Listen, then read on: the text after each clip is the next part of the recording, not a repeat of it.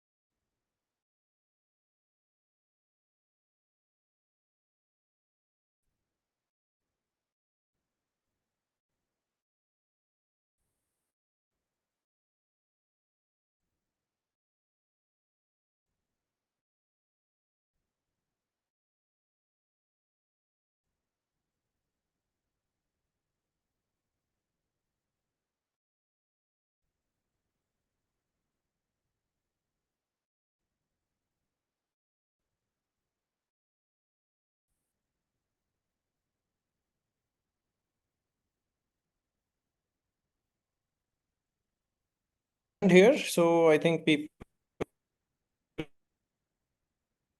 have joined. Shall we start, right?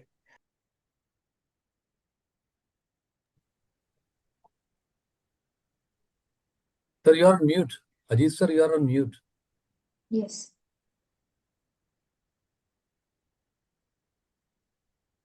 Ajit sir, you are on mute.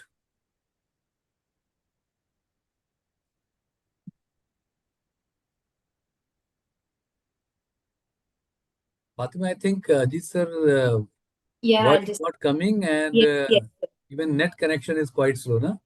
yes, sir. Yes, absolutely. Agree. Thank you so much. Thank you. No, I actually forgot it to connect to my home Wi-Fi. It was connected to the mobile Wi-Fi, and that's Okay, why sir. the range was not coming. Now it's all fine. Yeah.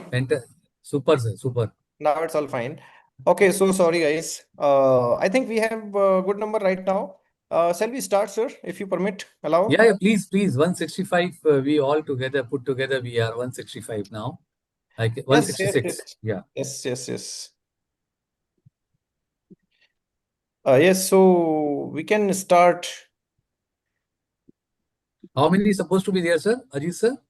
So there will be supposed to be around 200? 350 actually. Oh. Yes, 350. Yes. But I totally understand as this is a long course and we are starting on Monday. So it is understandable. Agreed, sir. Agreed. I think in 5 minutes of time, at least 15, 20 more will join. It seems to be. Will we cross Yeah. They easily? will be joining. They will be joining. They will be joining. Yeah. Yes, sir. Yes, sir. So I think let's start. Let's Sure, start. sir. Sure, sir. Let them join. What do you say, sir? Correct, Can sir. Please, let us start because 170 already. our speakers are also waiting, right? Yeah. I can. Both our speakers are waiting. Yes, sir. Yes, sir.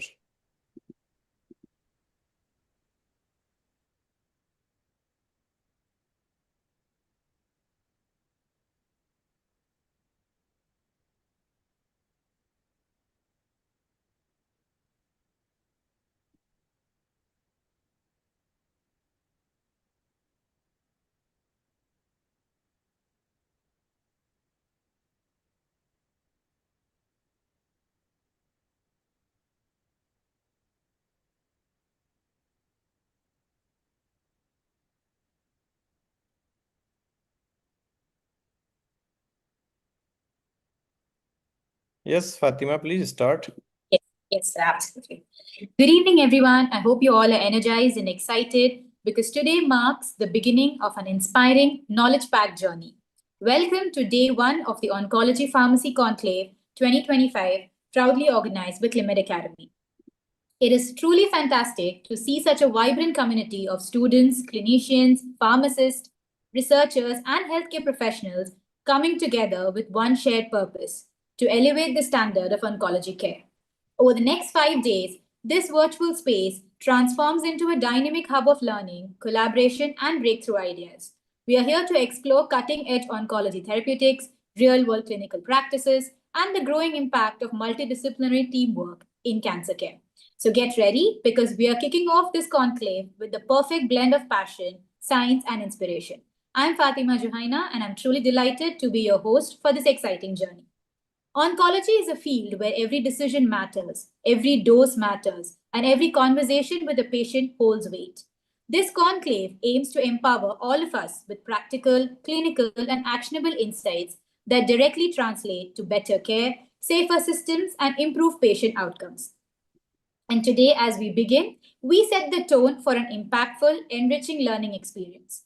Before we commence with our scientific sessions, it is an honor to begin this conclave with an inaugural message from distinguished leaders in our field.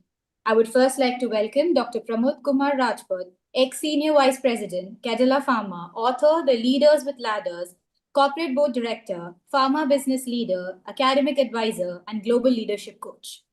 Next, I would like to welcome Dr. Ajit Singh, founder and chief executive officer at Climed Research Solutions, Curio India, a young entrepreneur and scientist who has completed his PhD in cardiology from the eminent Manipal Academy of Higher Education, a leading organization in research and education in India. He was appointed as a research scientist for ICMR at the Department of Medicine, Kasturba Medical College, Manipal. He also serves as National Director for Research at World Youth Heart Federation and Principal Investigator for Manipal Heart Failure Registry. Sir, we are truly honored by your presence. The virtual stage is yours. Thank you very much, Fatima. So I would like to invite first Sir to address the gathering and then I'll be coming. So over to you, sir. First you. Thank you, sir. Thank you so much. Very, very good evening to all the participants, all the speakers, Dr. Ajit Singh, sir, the organizer, Fatima, the clinicians, oncology pharmacists, researchers, and the dear participant. It is always a privilege to be a part of Climed Group. It is always a privilege. I repeat it. And again, also a privilege to join this Oncology Pharmacy Conclave 2025, a platform which is completely dedicated to strengthening the oncology education. As just now Fatima has revealed about it. We are going to speak about the advancing clinical excellence and empowering every professional involved in the cancer care. I am truly honored to be here for this important learning workshop of 5 days starting from today. Dear friends, you will agree it is so prudent that we are living in a time when oncology is progressing faster than ever before. New therapies, deeper scientific insights, and the stronger clinical systems are transforming how we diagnose, treat, and support the cancer patient.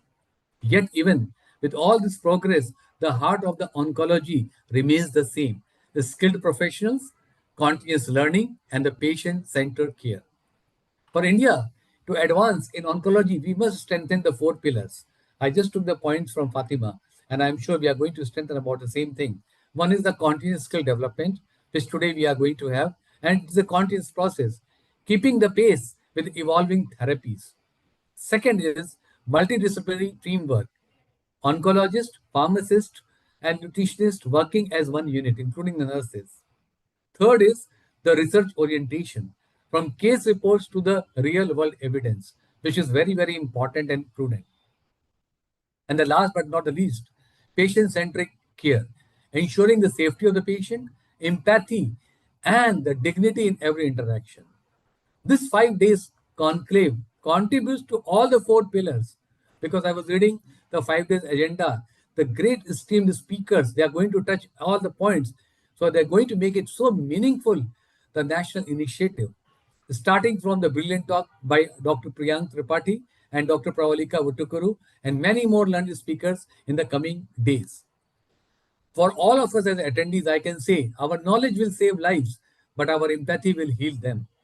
And to the special for the to gratitude to the experts and speakers, I can say your leadership is shaping the future of oncology practice in India, which is really required. And a word of note for Dr. Ajit Singh and the entire organizing team. Your effort, Dr. Ajit and the team, your effort in building this platform deserve appreciation and a great support from all. And that's the reason we all are here. As we begin the 5 days of the learning, I encourage each of us to engage fully, ask questions, share experience, and challenge the ideas and carry these insights back to your practice. We know that we are starting on Monday. It's all the busy day.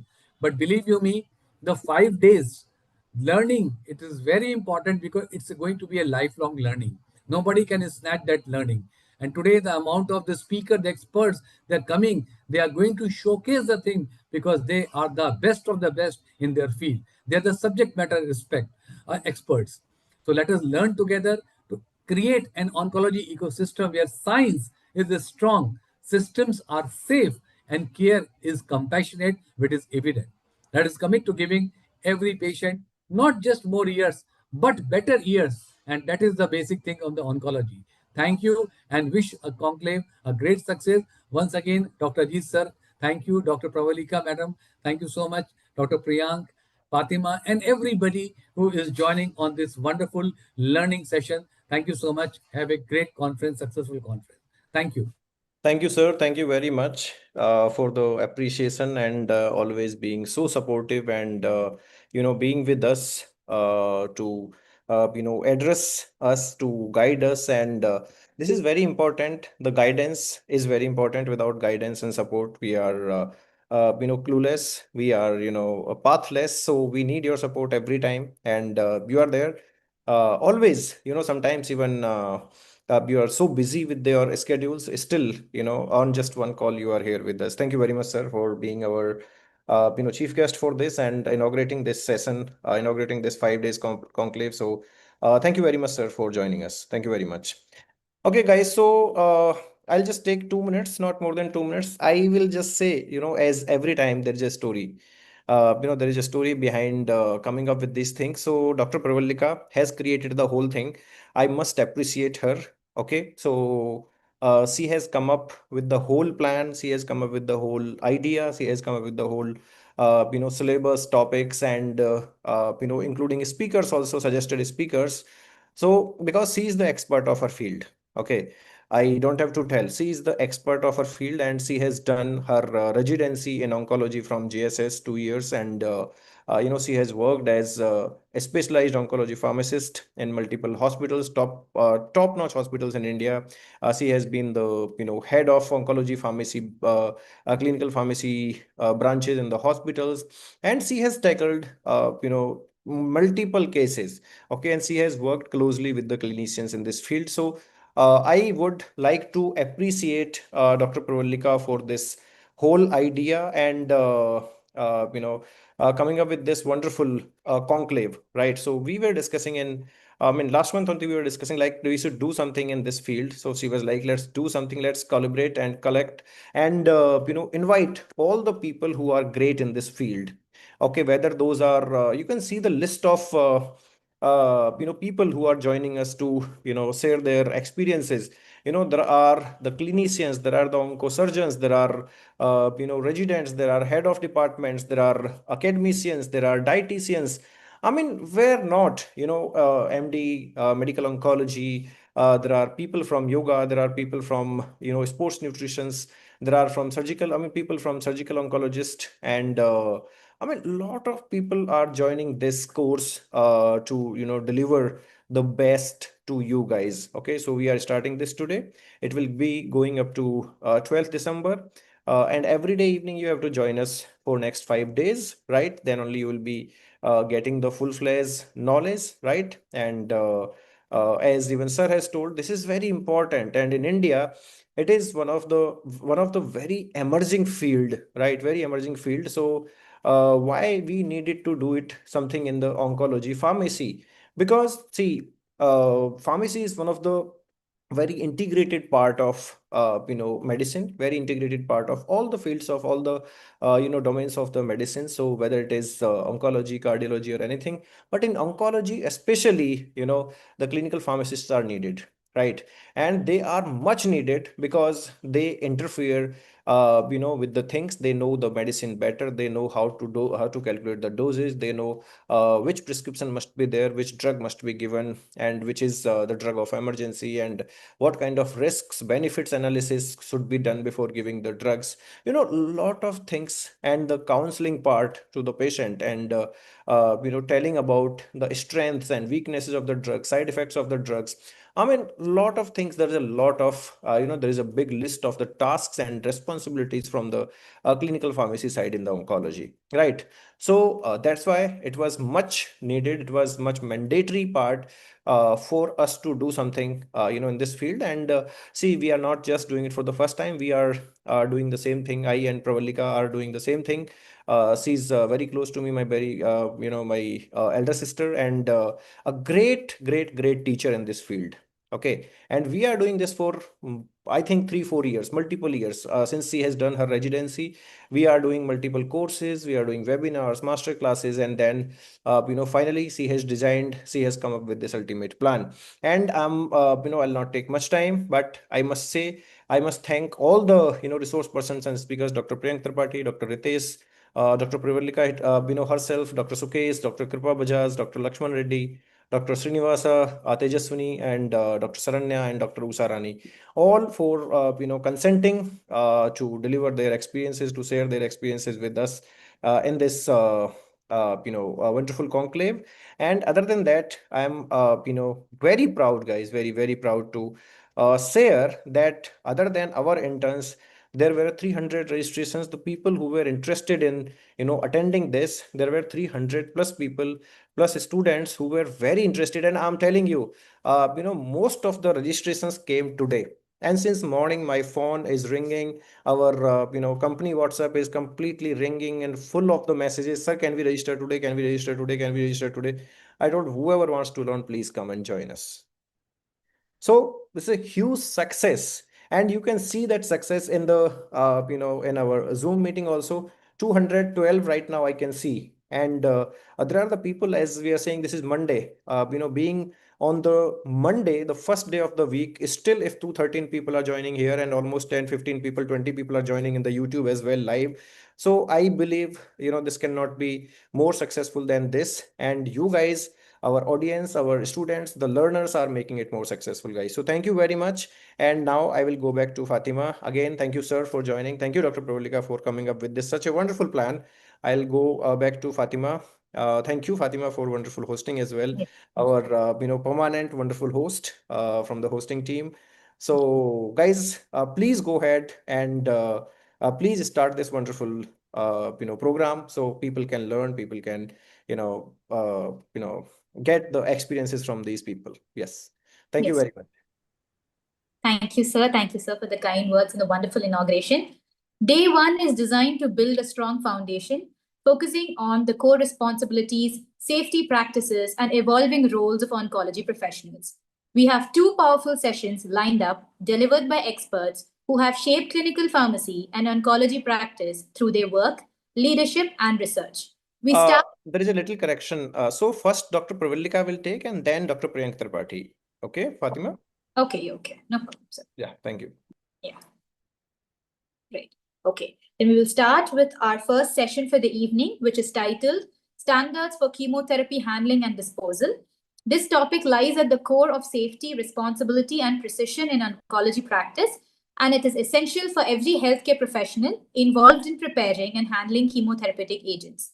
The speaker for this session is Dr. Pravalika Vatukuru, a PharmD professional who has completed her residency in oncology at JSS Mysuru and has served as the head of the Department of Clinical Pharmacology. She is well known for her expertise in oncology pharmacy, protocol development, and training healthcare teams in safe medication practices. With extensive experience across clinical practice, academic leadership, and oncology residency mentorship, she brings deep insight into safe chemotherapy standards that protect patients, professionals, and the environment.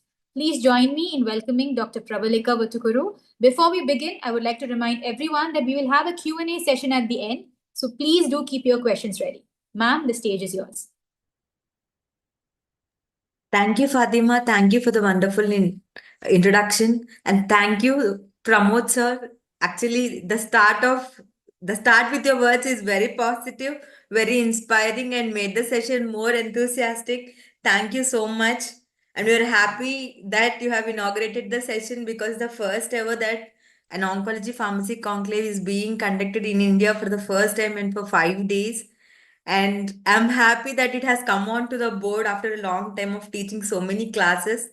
A place to learn all together at once. You may not learn it completely 100% what is there in oncology, but you can completely understand the panoramic view of what's going in oncology setup with clinical pharmacists and mainly pharmacists, and how pharmacists are playing a very important role in oncology care settings. Just not they have just entered clinical, still people are fighting for jobs for family in India. But this conclave brings you together, where you can see a healthcare team. We only listening a healthcare team, pharmacist is a part of it, but you haven't seen anywhere in life till today like how a healthcare team works.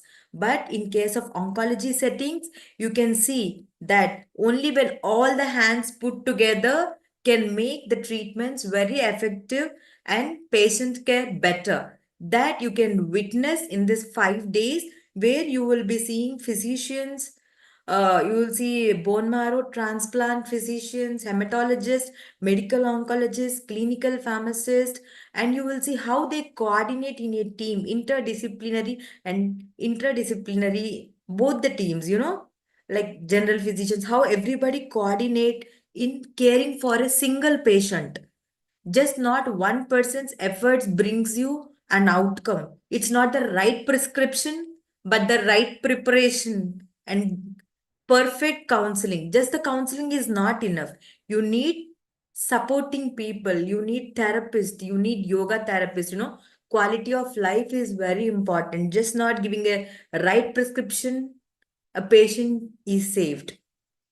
So I'm very happy where we could bring out all the people here together to enlighten and highlight the roles and how are they actually practicing in cancer care.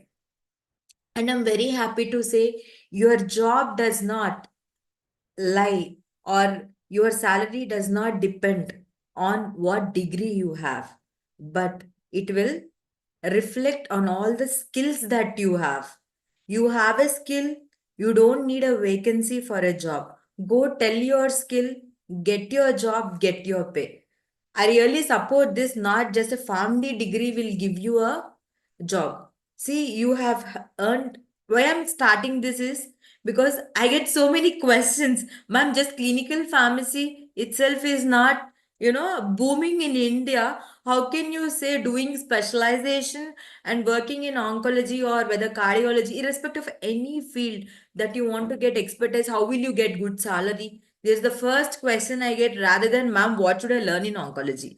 How should I go ahead in oncology is not the first question. How much salary will I get? How will I get? I will only tell you when you can. See, being a clinical pharmacist, what people does in exam, just write clinical symptoms, pathophysiology, but when it comes to treatment part, not antimicrobials, only loose tools is the adverse effect. You just want to pass the exam, but nobody will tell when to use, why to use zinc with people who are having diarrhea. Why do you go with, antibiotics? You can start with some sporlac medicine, right? Why is the question? When you know the answer why for the drugs in the department, whether it is gastroenterology, whether it is in nephrology, oncology, when you know why, when you can answer why for a drug, your job is ready with a physician. When you know how to counsel a patient regarding a drug and what to counsel, you need not be a Google dictionary with your brains. You should understand the process and know the resources from where you can get the information. And your expertise is not in extracting the information and tailoring the information with respect to the patient and giving it to the patient. When you this is you have to learn the process of getting expertise with the drugs in your own field and how to practice them in life. Okay, when you can do that, your jobs are ready. Then only you are a clinical pharmacist. If you don't know to do this, please don't join clinical pharmacy. I mean, don't enter a hospital setting. Okay, guys, it may be hurting, but I am true. You may start with zero. You don't need to have a good knowledge in oncology to become an oncology clinical pharmacist. But the attitude of learning will bring you success in this field. And your dedication matters here because you're dealing with patients' lives. So, guys, I wish you all a very happy learning. I'll try to don't check what is in PPT because I don't put points in PPT because you people divert your minds. If you don't ask questions, I will ask questions, and please listen to my session.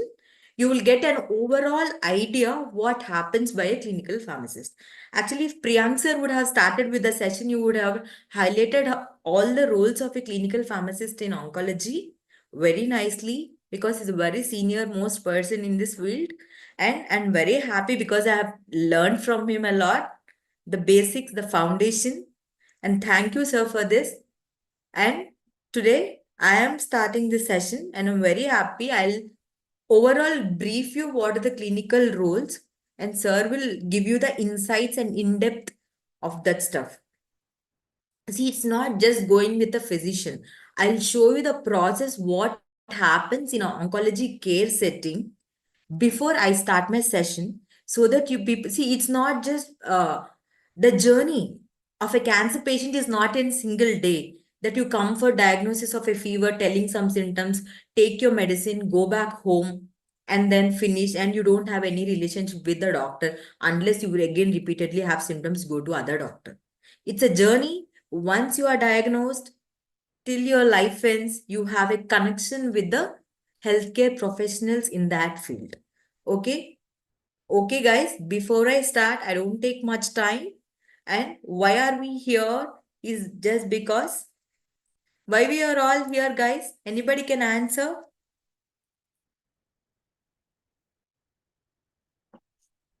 Because we all are healthcare professionals and mainly pharmacists who are on the front line of chemotherapy, compounding, and dispensing. Okay? We are here because our work involves potent agents that can both fight cancer and pose risks to the health of those who handle them. Before I start, may I know how many of you are pharmacists? Can you please type me in the chat box?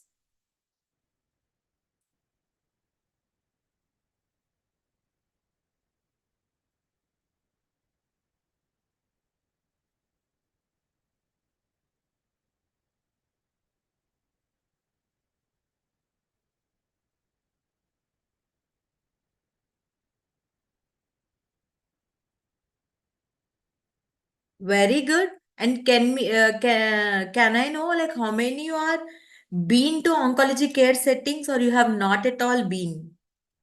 Yes, if you have been to oncology care settings.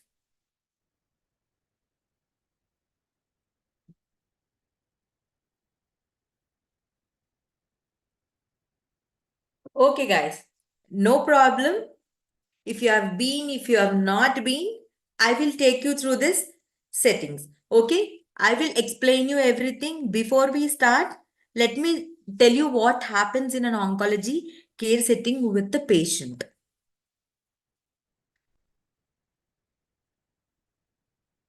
So guys, see here, before I start the session, this is nothing but a patient treatment pathway in oncology. What happens? Once the patient gets diagnosed and the patient is referred to the oncologist or multidisciplinary team. And when the patient gets consulted with an oncologist or multidisciplinary team, what will happen?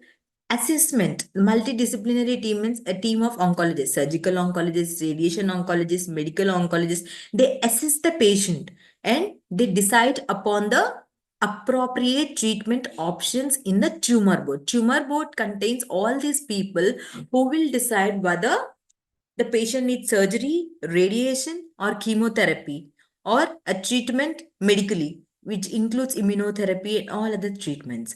And once his treatment is decided, the treatments are not given blindly to the patient. It is delivered to the patient with a discussion and a consent from the patient. So, oncologist and patient discussion concerning about the treatment options, benefits, potential side effects. So, the physician discusses, the oncologist discusses each and everything with the patient and patient's family. All the treatment options will be put in front of the family and the patient, and they have right to choose what the best treatment option you have. You can be asking me, ma'am, how will patients choose? Because it matters a lot. It's very expensive. There are government schemes. There are, benefitable schemes. They have, patient supporting the patient supporting schemes also, where patients get benefits of drugs. When they buy few drugs, they get few more for free, immunotherapy and all. So everything is not a generic medicine in cancer.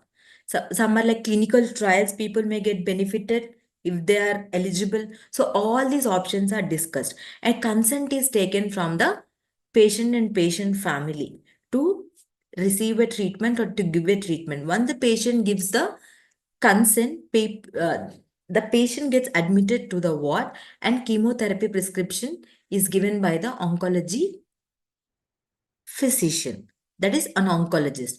So before the patient receive the treatment, the oncology nurse assess the patient, all the basic assessment, height, weight, his blood pressure, all the initial assessment is taken by the nurse, and then patient education is provided by the nurse or the clinical pharmacist in the ward. Like what happens when they get administered, what are the extravasation precautions, hypersensitivity precautions, because they're very common in oncology wards. They will be educated on many other things of how they will be given treatments and all.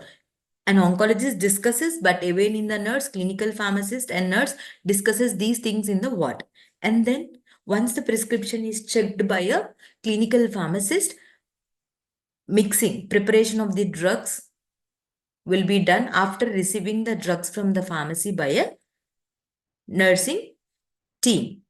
Then cross-checking whether they have received everything properly or not, and then oncology nurse administers the medication to the patient. Then post chemotherapy, you have a supportive care medication prescribed to the patient, that is explained everything in detail by a clinical pharmacist to the patient, and then follow up appointments and what investigations to be done by the patient are all explained by the patient. So after the patient goes back and comes, patient is followed up for side effects and all these things, and then next cycle when to come, what is the subsequent care plan based on the output or based on the outcome or based on the things how patient is reacting to the treatment. So the second cycle depends on how the patient is accepting the treatment. Then discharge management. So discharge and planning. And even after the completion of the treatment, patient will have follow-up where the patient will be coming subsequently to the hospital for his checkups and to see whether the cancer has cured or not, whether it has come back or not. Okay, this is what happens for a patient diagnosed in cancer care. Hope you all are clear. Yes or no, please type it. Guys, I'll not take much time, but I'll give you an overall idea. You understood what happens in a cancer care? Very good. So, before I go, why are we talking here? I told you we are handling very potent agents that will fight cancer, and they also cause risks to health of the people who handle them. So before we start, let me ask you, What are the hazardous drugs? You say all the cancer drugs are hazardous, but what are hazardous drugs?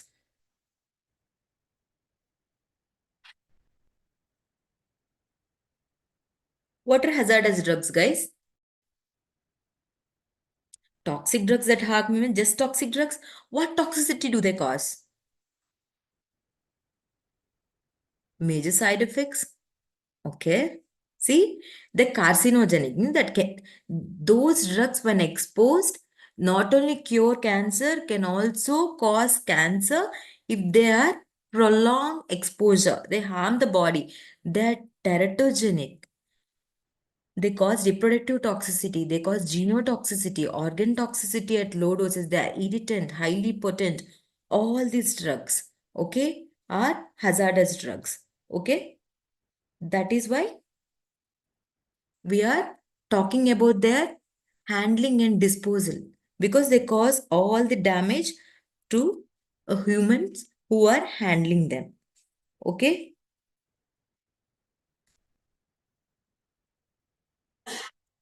So before we get into the practical steps, let's see the foundational guidelines that shape every aspect of our work as clinical pharmacists. Okay. So this is the disclaimer. I don't have any conflict of interest, and this talk is especially arranged to know our interests and build up careers based on our interest. Okay. We will understand the regulatory framework that governs the chemotherapy handling, identify key safety standards that directly impact daily pharmacy practice, apply practical tools for risk-free preparation, administration, and waste disposal, recognize pharmacists' role in promoting a culture of safety within the oncology settings. Okay. See here. See, these are the foundational guidelines that are used. In this USP 800 hazardous guidelines, this is a cornerstone for hazardous drug handling. They covers facility design, PPE, waste segregation, and training. If you are in a pharmacy that compounds chemo, so this is non-negotiable. You can use these guidelines. And okay, in OSHA guidelines, these are for for proper labeling, safety data sheets, and employee training on any hazardous they encounter. These guidelines you can use. Every chemo drug on your shelf must have a clear label and a safety data sheet readily available to know about the drugs. And NIOSH guidelines as for safe handling of hazardous drugs. These guidelines, they are on exposure limits, engineering controls. Okay, this recommends, closed system transfer devices. Wherever possible to reduce the inhalation risk, you can use these guidelines. Okay, and this EPA, these are, these are chemo waste and dictates how it must be stored, transported and disposed. You get trace contaminated materials that go into the hazardous waste stream, and we can't just throw them in regular trash. So this gives you all that. And state and local regulations, they're very much stringent, and they are like based into the institutional policy manual, and it's the final word of act that you should have to follow at your site where you are practicing. Okay. And from this, what you can take away is always you need to frame your institutional policy manual based on these guidelines and the standards that are required to practice in India. Okay. And why this compliance matters? It protects staffs, patients, and the environment. It reduces institutional liability and citation risk, ensures consistency across all oncology practice sites. Why typical institutional implementation? Because you have to develop policies to prevent people from risk of exposure to these drugs. Multidisciplinary safety committee oversight, regular audits, mock drills to verify whether these protocols are being adhered or not. Okay. Next one, risk overview. Why safe handling matters? Because the risks we are facing. Okay. First, let us see what are the different ways of exposure, okay, to these hazardous drugs. Maybe inhalational, dermal contact, accidental injection, and surface contamination. Guys, even a tiny droplet on a glove can be absorbed through the skin. Aerolized particles can linger in the air for minutes. Okay? And acute health effects like skin irritation, eye burns, nausea, headache, and hypersensitivity reactions can appear within minutes to hours of exposure to these drugs. These are often the first warning signs that something isn't right in the workflow. So you will have to audit and monitor what's going wrong in the process or what policy is not followed properly. Okay? And reproductive and long term risks. Many chemo agents are teratogenic, mutagenic, or carcinogenic, and repeated low exposure is linked to fertility issues and increased cancer risk. The low dose myth is very dangerous. That is cumulative exposure to drugs. You know how people tell, slow poison is more dangerous, correct? So it's the similar way and the same thing. And improper disposal can contaminate water supplies, soil, and even affect patients and visitors who come in contact with the waste. Trace amounts in the sinks or trash can have downstream effects far beyond the pharmacy, means far beyond what the drugs the patients are getting exposed. And operational consequences, staff illness, increased turnover, in interruptions to patient care, and a single breach can shut down a compounding suit, you know, a single breach. So, when something is, means it can delay life saving therapies, means if suppose the person who is compounding is not well, there are three employees, if only two comes and a lot of patient load, the therapies get delayed. Okay, because something is not proper, that has caused ill health to the professional compounding the medication. Okay, guys, before I start, do you know how many people have occupational issues or hazards due to chemo exposure? Can anyone?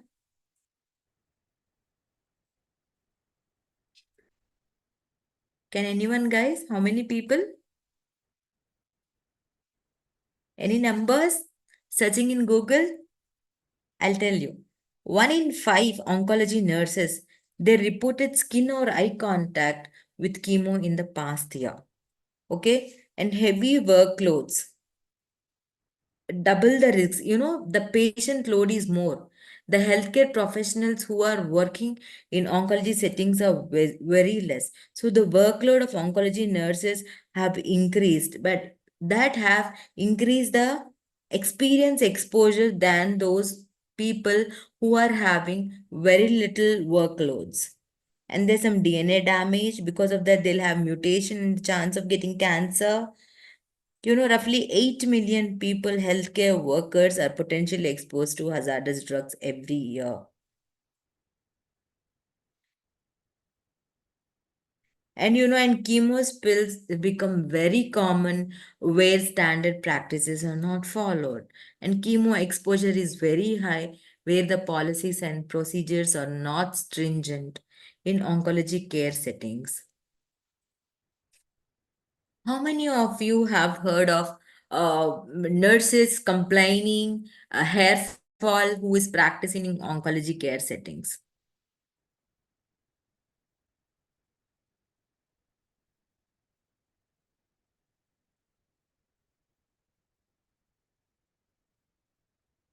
Yes, yes, yes. See, adverse effects are not just seen only by the people or patients who receive chemotherapy, but adverse effects are even experienced by people who are working or exposed or who provide or prepare chemotherapy. Okay, So chemotherapy does not mean only those anti-cancer drugs. It involves traditional chemotherapeutic drugs, targeted therapy, immunotherapy, hormonal therapy, or given systemically to the patient. But mainly the adverse effects are seen by this chemotherapeutic drugs because they act directly on the cell cycle and all the cells who have cell turnover, right? See, skin cells, hair cells, blood cells. Every day, they're undergoing cell cycle, but blood cells, they come from the precursor cells. So, and your cancer cells are also continuously dividing cells. And these body cells are also continuously dividing cells. That is the reason the common side effects of anti-cancer therapies, hair fall, skin toxicities, and GI toxicities. Liver and kidney toxicity, like organ toxicity, you will see very rare because you don't see your liver growing every day, right? It only grows when you are in need. Correct. So that is the reason you don't see those toxicities immediately. So you see them in the late effects, not immediately. But nausea, vomiting, GI toxicities, skin toxicities, color changes, nail changes, hair fall, all these you regularly see because they continuously grow. Say a small injury happens to your hand, a scar comes, it gets cured very fast. Why? Because they're continuously in cell cycle, and anti-cancer drugs, they act on the cells which are in cell cycle, and many are acting on different phases of cell cycle. So the characteristic is similar, but they're useless cells. These are useful cells. So you will see these common side effects with anti-cancer therapy. So we need to know, okay? So, as medication experts, we are the last line of defense before the drug reaches the patient and the environment. So, we are the last line of defense. So, to prevent ourselves, we need to know how to handle, prepare, and administer chemotherapy. Okay, today we'll be discussing about safe handling and disposal of the chemotherapy. The purpose of these policies in the hospital is to ensure the safe and effective use of chemotherapeutic agents in compliance with the like NABH standards usually, because you need accreditation in case, and different accreditations if you need to comply with those standards to provide optimal care and minimize potential harm to patients who are receiving chemotherapy and also people who are preparing chemotherapy. Okay, and the policies which are framed in the hospitals are involved in prescribing and are applicable to all the healthcare professionals who are involved in prescribing chemotherapy, preparing, administering and monitoring chemotherapeutic agents, including physicians, nurses, pharmacists, patients, and also support staff in hospitals or other healthcare settings. Okay? And chemotherapy is not prescribed by every physician. It is prescribed by the medical oncologists who are authorized to prescribe chemotherapy according to hospital institutional policies. And it is that almost all the infusions that are prepared and they're administered only in oncology units under the supervision by the staff assigned in the oncology ward. And these staff should be periodically trained in the safe handling preparation, administration, and disposal of these chemotherapeutic agents. Okay. So I have showed you the process of what happens there. Before anything, okay, let us understand. I told you the consent of chemotherapy is taken. So your institute will have to establish some standard guidelines for obtaining the informed consent for chemotherapy administration. It will protect the rights, promote shared decision making, and ensure compliance with the legal and ethical standards. Okay, and this will be done by the physician in charge. Okay. And these physicians have the ethical and legal responsibility to obtain the informed consent, and it has a specific points that should be covered in the informed consent form. Okay. And before that, we should understand the process of chemotherapy. In the process of chemotherapy, the first thing is you have, once the chemotherapy prescription is given, it has to be processed. So that is done by the nurse in charge. She indents the chemotherapy and process the order to the pharmacy. And oncology pharmacist or the clinical pharmacist or the doctor who is in charge will review the chemotherapy orders for the completeness. If there is incomplete prescription, you can talk to the doctor, and you can follow up the ordering physician to ensure your prescription is complete. Okay. Once it is complete and the order is signed or approved by the uh, clinical pharmacy, so that is called as double signature, that you will have to implement in your hospital, or double verification. And then the computer orders are processed in the computer. The chemotherapy orders are processed for confirmation, after the confirmation with the clinical pharmacist or the doctor on duty. What will happen? So once the pharmacist will receive the drugs from the pharmacy, all the employees who prepare, administer, and care for patients receiving chemotherapy or transport cytotoxic agents receive training initially and every 6 months. Why I am telling you this is because you are doing something. You are just a nurse in oncology setting, you cannot do this. So the nurses who are processing orders, all this, they are trained every 6 months. And people who are pregnant and who are trying to conceive or breastfeed, they are not allowed to get exposed to these cytotoxic agents. Why I'm telling you all this? Just processing chemotherapy, every nurse can process? No, everybody cannot process. So this processing of chemotherapy is done by those people whom to be excluded there. So once the drug comes from the pharmacy, the person who is receiving these types cytotoxic drugs, they will check for the external packaging, receipt of drugs, and also whether there's patient name, drugs, dose of vials received, whether the cold chain is maintained for the drugs based on storage recommendations of the drug. If in case something is inappropriate, the dosage is not correct, packaging is not correct, so they document the incident and then they return the drugs to the pharmacy. Okay, in case of a breakage or something, they follow the spill protocols, and damaged will be returned back to the pharmacy. In the process, the way it is designed in the policy, how to send back it to the pharmacy. They follow the institutional policy.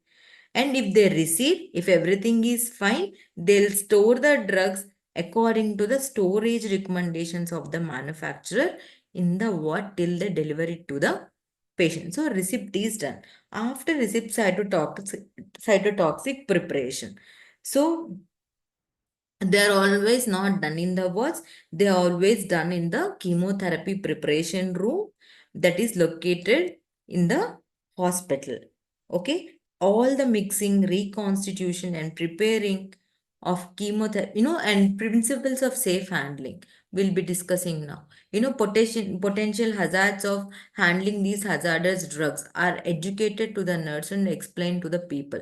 And there is some hazardous drug list. The drug list is placed in the hospital wards. And what will happen, how many months this working staff are exposed to these hazardous drugs? What is the permission limit in case of radiation and all? They take care of this, the exposure limits are there. After that, they cannot work in the same ward for a longer time.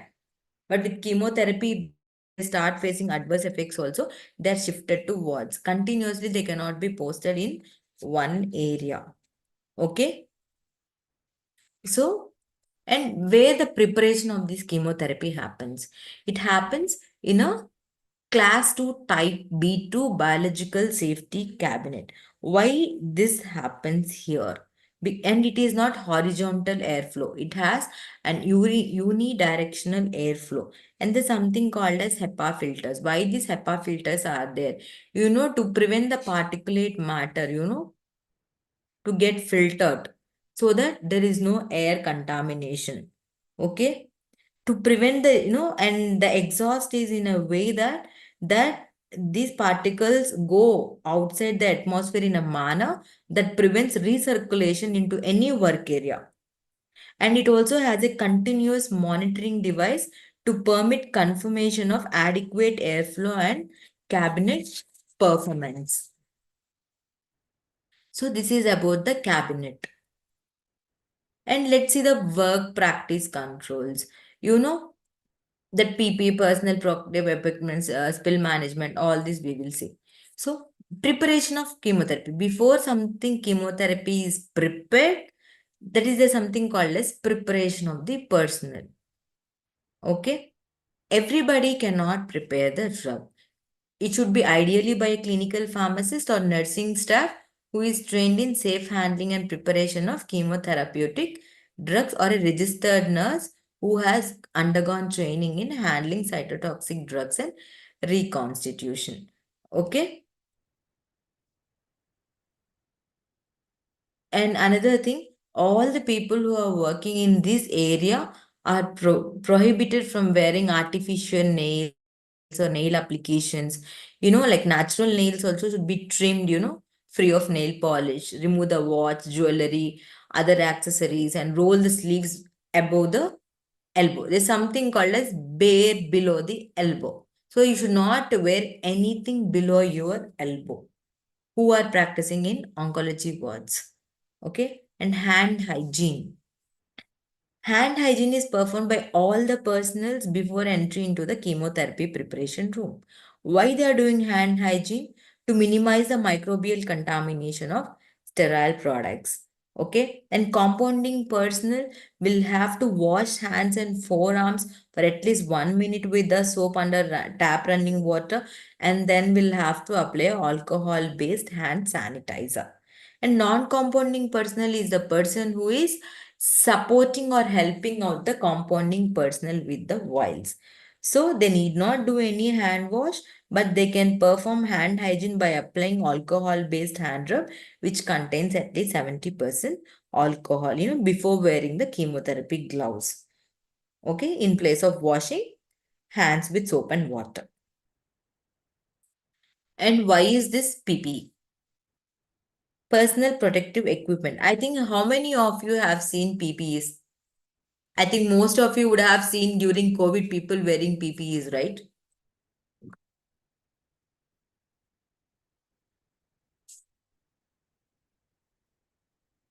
So you have an idea what all the PPE contains. But there's some specifications in a people who wear PPE and handle these hazardous drugs. Okay? You know why people are wearing this PPE? To minimize or prevent one or more, things like, workers' exposure to hazardous drugs. Yes, the people who are working, exposure to hazardous drugs and particles in the clean room, and also the spread of chemotherapeutic drugs contamination outside the work environment. If they wear their own dress and go, it will spread, right? So scrubs are like low in cotton or cotton or polyester material. You have to wear scrubs. Lab coats must not be worn. Why you should not wear lab coats? Because they permit this permeation of hazardous drugs, and can hold spilled chemotherapeutic drugs against the skin. It can, it can penetrate to your skin. So it will increase your exposure. So you should not use lab coats and all. Footwear is like appropriate footwear, you have to wear. And shoe covers to minimize the spread of drug particulate contamination, hair covers, all this. And surgical masks are like minimum of N95 mask should be worn by the person who is preparing chemotherapy, and surgical masks is for non-compounding personnel. It will prevent the inhalation of these particles. And eye protection for splash protection, and chemotherapy gowns, and these chemotherapy gowns which you wear on your scrubs, the low linting impermeable disposable chemotherapy gowns. Okay, long sleeves, tight fitting cuffs, and this will also decrease the risk of direct skin contact with the hazardous drugs. And chemotherapy gloves are worn by touching surfaces. And because that may be contaminated with chemotherapeutic drugs.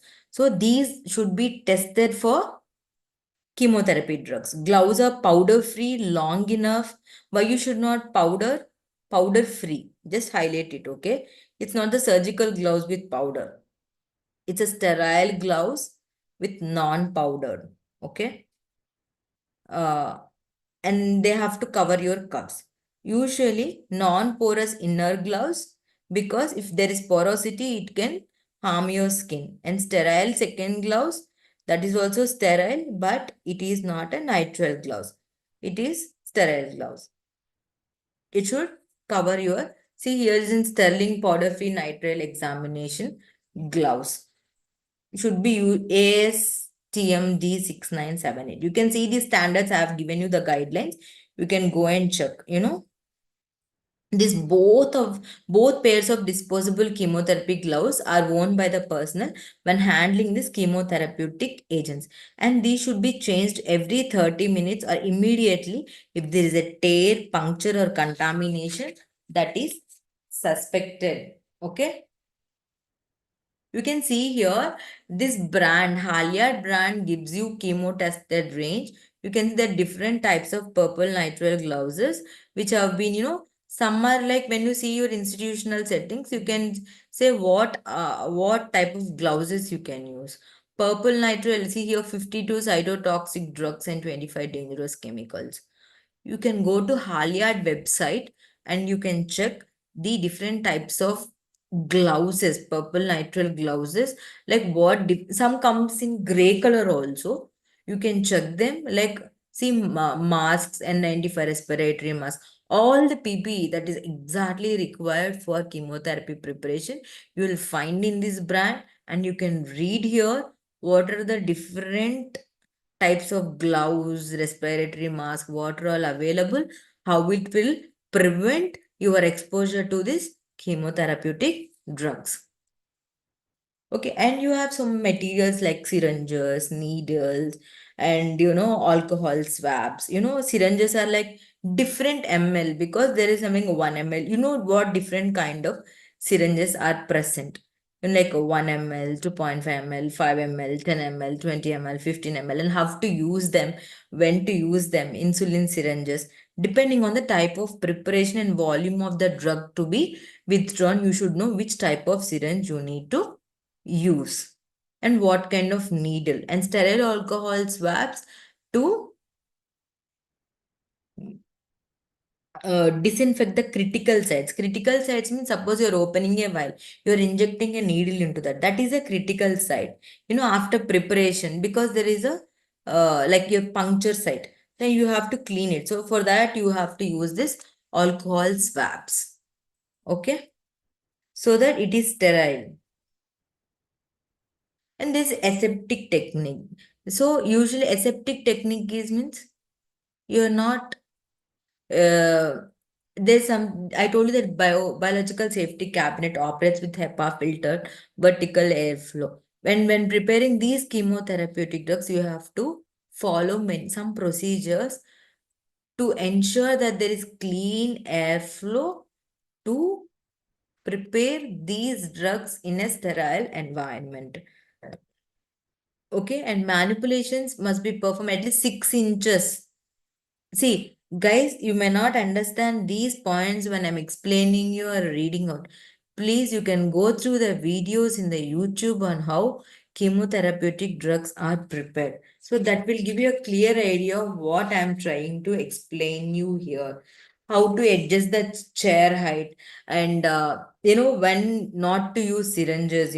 Syringes should not be overfilled or more than 75% full. And what type of syringes you will have to use, like Luer lock syringes, all this stuff. So that when there are some oily preparations, a needle will not come out of the syringe and you can use them better. How many of you have you tried out using needles and syringes? Guys, have you ever used needles and syringes? Do let me know.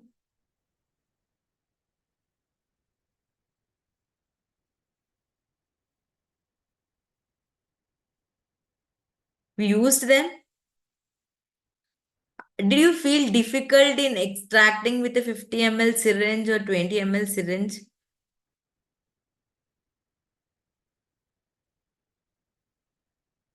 It's easy or difficult?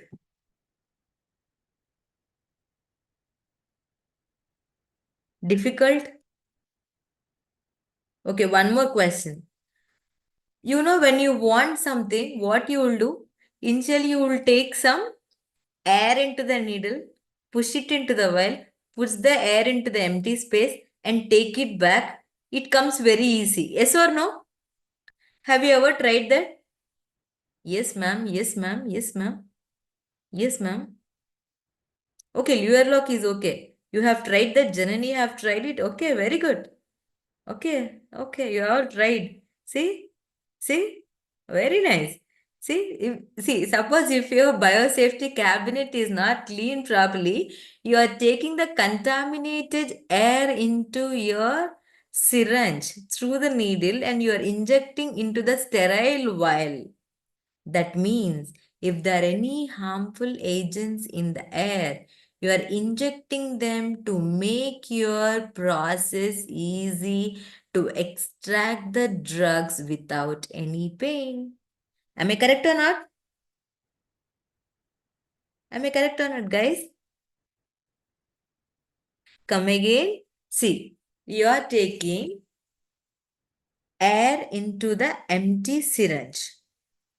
And then you're taking the needle, injecting into the vial, pushing the air, and then you're taking back the drug very easily.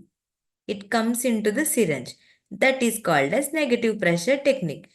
The drug comes easily into the syringe, but in that process, you are injecting the unclean air into the vial before you extract a drug. That means you are contaminating the vial. Yes or no?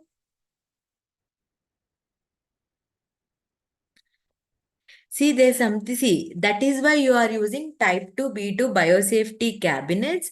And if the environment is free, that is why in biosafety operation, you have an UV light to make the environment sterile. But still, there is a chance on the way how you handle. So you should never use a negative pressure technique to extract the drugs. And another thing, if you can see, there is something called as closed system transfer devices where you need not use these techniques, but you have vial adapters and syringe adapters which you can use, which you can fix to the vials and easily extract without the hand pain. These are the recent development, and one of the healthcare have imported these instruments from outside India, but in outside India there is a practice of this, and these CSTDs are now coming into practice. It's a little bit expensive, but it's a closed system transfer devices where you will not see any harm to the patient or environment or the staff who are preparing chemotherapy, where the very minimal exposure with the use of these CSTDs. Okay, I'll show you them, and if you want, you can watch the video in YouTube. Okay, Ajay Krishnan, you will better understand when you know what is the difference of using these normal needles and syringes and how would you practice using closed system transfer devices. Okay. So you have to remove air bubbles because you have to, these all things can be prevented when you use closed system transfer devices. That air bubbles and all, if it comes, what will happen? The drug that you have to be extracted into the vial or something changes. The dose changes, everything changes. So the techniques are very important when you handle those drugs. Okay. And waste disposal is very much important. A sharps container, puncture proof, and it should be very completely closed to dispense all the sharp objects, including the insulin syringes, the ampule tops when you break them, all these things, and non-sharp waste means which is not needles and all. It should be thrown into the respective bins outside, and you have a chemotherapy printed double colored yellow color cover where this is meant for throwing the chemotherapy waste. Means whichever touches chemo, whether the vials, tops, the wrappers, everything that touches chemotherapy should have to be discarded in that. And then you will have to wipe with something like chlorhexidine gluconate solution, okay, prior to touching or removal from the BS. In case there is a spill, the chemotherapy spill kit should be in hand ready for cleaning the spills. Okay, sodium hypochlorite solution is used and absorbent in using the chemotherapy, in cleaning the chemotherapy spills. Okay. So, what is your goal when a chemotherapy spill occurs? Is used to absorb and neutralize the chemical agent as quickly as possible. Okay. Usually, in most of the institutions, they use 0.5% sodium hypochlorite. Okay. It's a hypochlorite is a very strong oxidizer that will break down many cytotoxic compound. So they apply these to the spill area and leave it for a minute and then wipe it off. And secondly, they will clean it with an 70% isopropyl alcohol, something like that.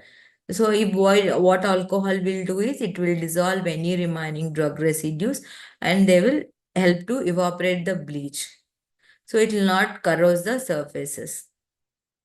And they have to wipe that area after that when they clean it with a disinfectant.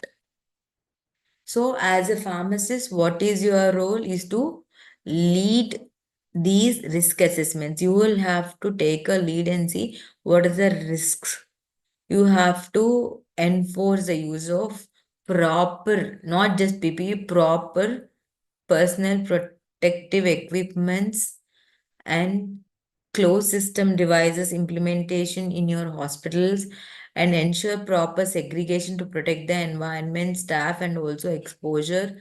And guys, you would have learned very thing little, but you understand you have lot of roles to play in making policies and procedures and changes, and you have to monitor periodically all this. So these are closed system transfer devices where these are used to incorporate into the syringe or needle. This is the vial adapter, you can syringe adapter, and all this are used instead of normal needles to prepare the chemotherapy. So guys, let me not take much time. See, you there will be some particle count and some tests that will be done to check what is the exposure in the biosafety cabinet. You have, they have some controls, airflow control, and whether HEPA filters are checked periodically. You have a protocol for all that. What about leftover drugs inside the vial? When I use 70% of the drugs, I have to discard the leftover. What is about safely discard? You have to discard it in a closed chemotherapy bin. How to neutral? You need not neutralize it because you're not taking of the drug. Drug is not falling anywhere, right? It is inside the vial. You have to discard the vial completely because that is all institutional policies. In a government care settings, if some amount of drug is used for the other patient, if another patient has the same drug, they can use the leftover drug for the other patient. But it's not same in private hospitals. So that is based on institutional protocols. What you will have to do with the leftover drug of a patient. Ajay Krishnan, that is the thing. Any other guys, any other doubts, please ask me, unmute your mics. You want to know something, you can ask me. Have you learned something out here?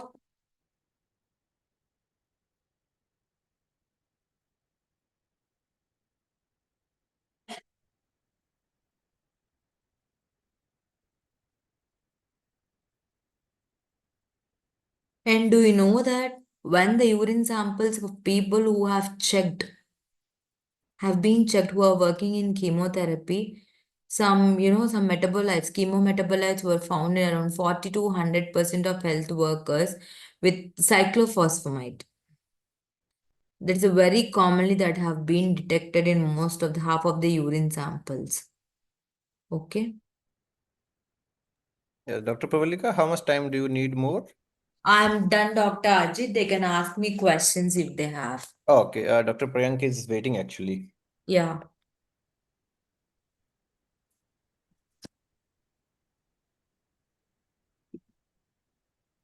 Okay, guys, please post your questions. And one more announcement in between.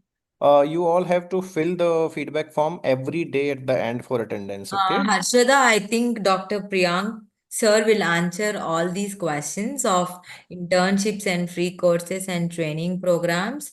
And sir is taking up in the hospitals few of them. And few of them, Dr. Ajit will answer you on of the courses in oncology. And Dr. Priyank sir, I'm very happy that you are here and we both are taking the session on day one. And as a person who have learned from you, I'm very happy to share this platform with you. Thank you, sir. Thank you for being here in the Oncology Pharmacy Conclave. Guys, Hi, hi. Good questions? afternoon, good evening, everyone. Uh, pleasure is mine to be around. Thank you, Dr. Ajit, Dr. Pravlika, for inviting me around. I was listening to the presentation. You have compiled indeed really nicely. Many congratulations for that. And it's an equal pleasure to share the stage with you. Dr. Ajit, being a good old friend, thank you so much for remembering Yes, and hi Dr. Priyank, inviting around. welcome. So Thank it's you, nice meeting indeed an you. honor कैसे and हैं a आप day. सब ठीक है? All good? All good, all good, all good. Okay, Doing so I think we are done with the questions. Shall we go ahead, Fatima?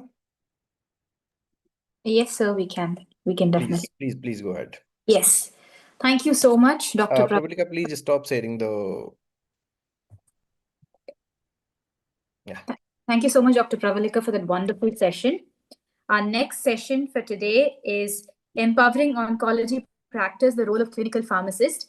This session truly captures the spirit of the conclave, highlighting the evolving and essential contribution of clinical care.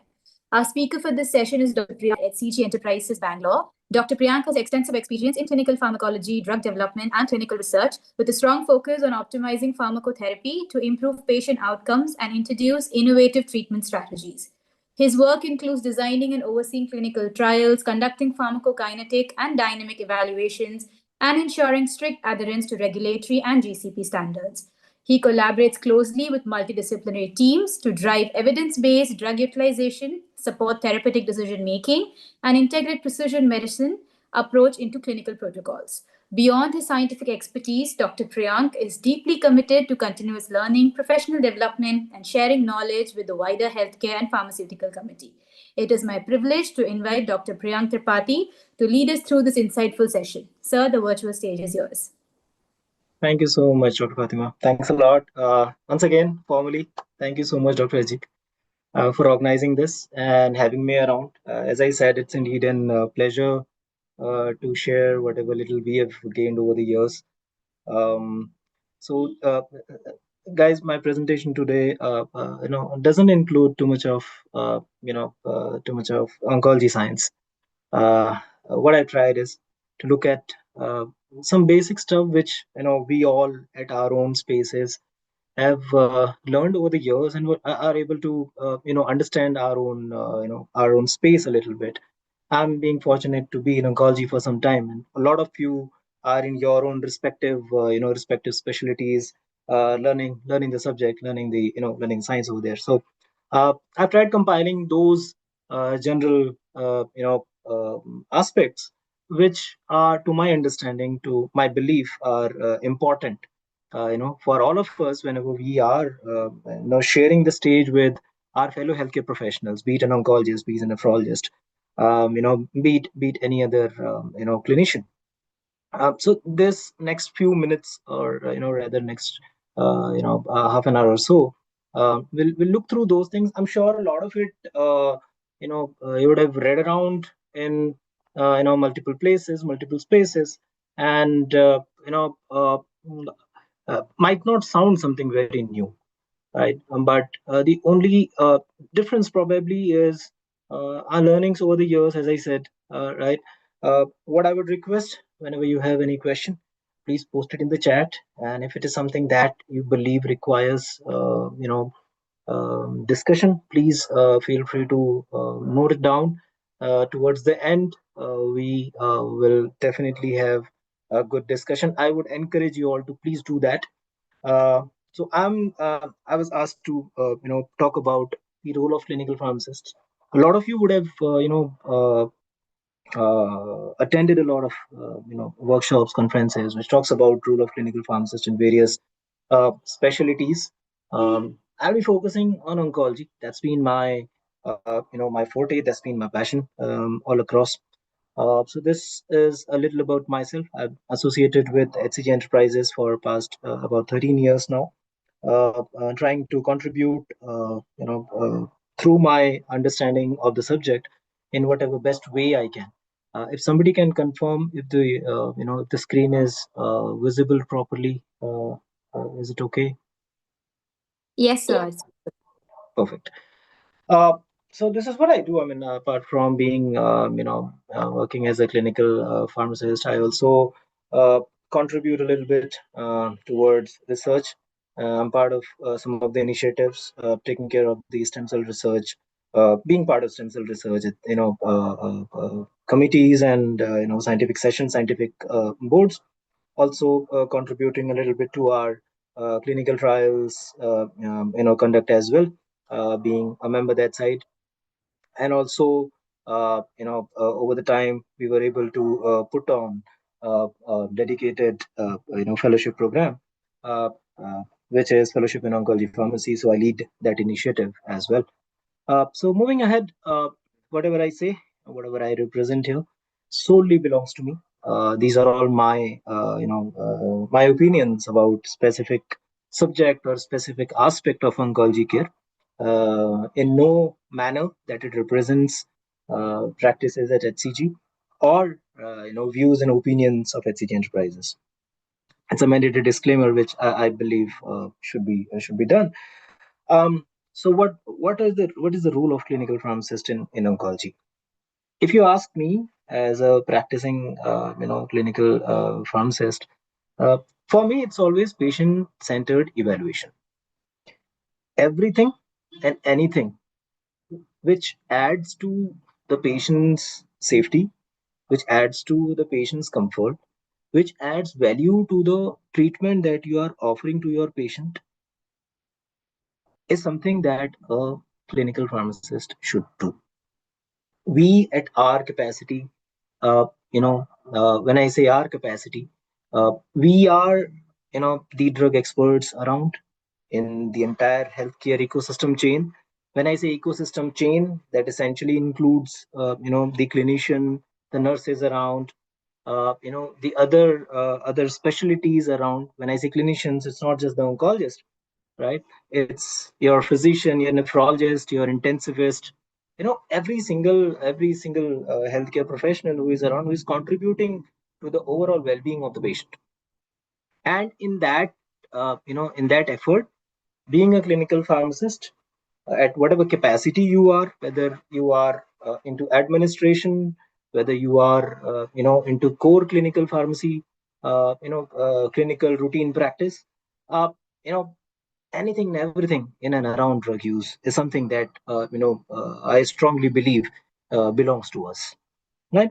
uh, and a very important aspect I also believe, and this is my personal opinion, and this is what I also request my my peers, my colleagues, those students who collaborate with me or collaborate with us, is to remain academic, right? While we practice the profession, it's important. The nature of our profession is such that at a lot of times we end up finding deviations, we end up finding faults. Uh, I feel it is important that this particular aspect is practiced or demonstrated uh, as a as an academic exercise more than fault finding exercise or fault finding assessment, right? uh, we have seen it, we have seen it transforming the practice, we have seen it transforming the way we think about something. Essentially, when I approach my fellow oncologist, a friend of mine who's an oncologist, and go and tell him that, buddy, you have done this, I mean, this is not right, versus when I say that, you know this is something which we strongly believe can be optimized. And the reasons why I'm thinking the same. If I say that, the dose of a drug need to be changed, why do I why do I feel so, or why am I recommending that, right? It's important that when we are talking to our fellow healthcare professionals, these behavioral aspects are also thought of, right? Trust me, that brings in a lot of I would say camaraderie between all the healthcare professionals. And it's important, it's important that we all work as a team, right? It's not just clinician's job to treat the patient, to take right decisions for the patient. It's not just the nurse's job to ensure that whatever is advised for the patient or prescribed for the patient uh, you know is just blindly followed or administered, right? So we act as a bridge over there. We act as a professional who help everybody understand that there is something more that can be done. There is more, if I have to keep it very simple, there is more flavor that can be added to the regime that I'm preparing for my patient, right? It can be anywhere, not necessarily oncology, right? I'm sure a lot of you who have started practicing, or those who are interning, if you are interning or practicing in domains other than oncology. Say if you are somebody who is practicing in transplants, somebody who's practicing in critical care, somebody who's practicing in nephrology, cardiology for that sake, right? So this aspect of the approach, I believe, adds a lot of value to our own knowledge set, as well as the communication and the trust that we build between the entire within the entire healthcare ecosystem, right? As I said, none of us can work in silos, be it anybody in today's era, when the information is so easily accessible. We all have to work together. We all have to work together for one cause, which is the patient care, which is the well-being of the patient. So when I say well-being of the patient, our presence should make difference. Our presence should be felt, and should be felt in a way that it makes a positive change in your patient's overall outcome of the disease, right? uh, I understand a lot of time we do not have a road ahead, when we go out of options, when we do not have any further treatment options for our patients. But point is, till that moment, have we tried enough? you know when we sit back and when we look within ourselves, do are we absolutely sure that we have done everything possible under this, under the planet earth, that can be done for this particular patient? Doesn't matter whether or not a guideline talks about it, doesn't matter whether a specific protocol talks about it. The way drug development is changing today, guys. You have one new strategy, one new drug every, at least every year, and in oncology even sooner, right? So if you ask me, again, this is my personal way of looking at it. uh, Nothing at this point is, no strategy or no treatment protocol or guideline at this point of time is permanent. Everything is moving, everything is very, very dynamic. Point is, how dynamic are we in adjusting with it? For that, how dynamic are we in understanding not just the drug but also the disease? It's important, it's very, very important that we understand the disease while we understand the drug. If we do not understand the disease, you know, trust me, anybody and everybody today can open any of the GPTs and scroll through a proper drug information. Our presence matters when we add value to that, right? And that comes when we understand our domain better. That comes when we understand the disease better. That comes when we understand how, why, when. Right? It's important that we ask questions. So what happens, typically in an oncology clinic? So we, not just me, but I would rather say we. So we are a team of about 12 clinical pharmacists at our Bangalore center, while we are about 38 of us across HCG network. So something in common that everybody does, ensuring that we review and optimize the therapy and therapeutic plans. So it can be patient-specific dosing based on whatever method that is applicable to that patient. If you are dealing with an adult patient, we do the dosing either based on the body surface area or body weight. If you are dealing with a pediatric patient, you might be opting body weight, body surface area, and possibly some other appropriate formulas, for calculation of the drug dosage. Another very important aspect, and I'm sure Dr. Prablika was also touching upon it, it's about understanding the physicochemical stability of your drug product. Now, the kind of drug products that we use in practice, especially in oncology practice today, a lot of these products have very limited physicochemical stability, right? So it's important that being a drug expert, we understand that physicochemical stability aspect of the formulation or this chemical that we're using as a drug today, right? So people ask a lot of time, after securing PharmD, do I really have to sit and do reconstitution? I'm personally a propagator of that, for one and only one reason.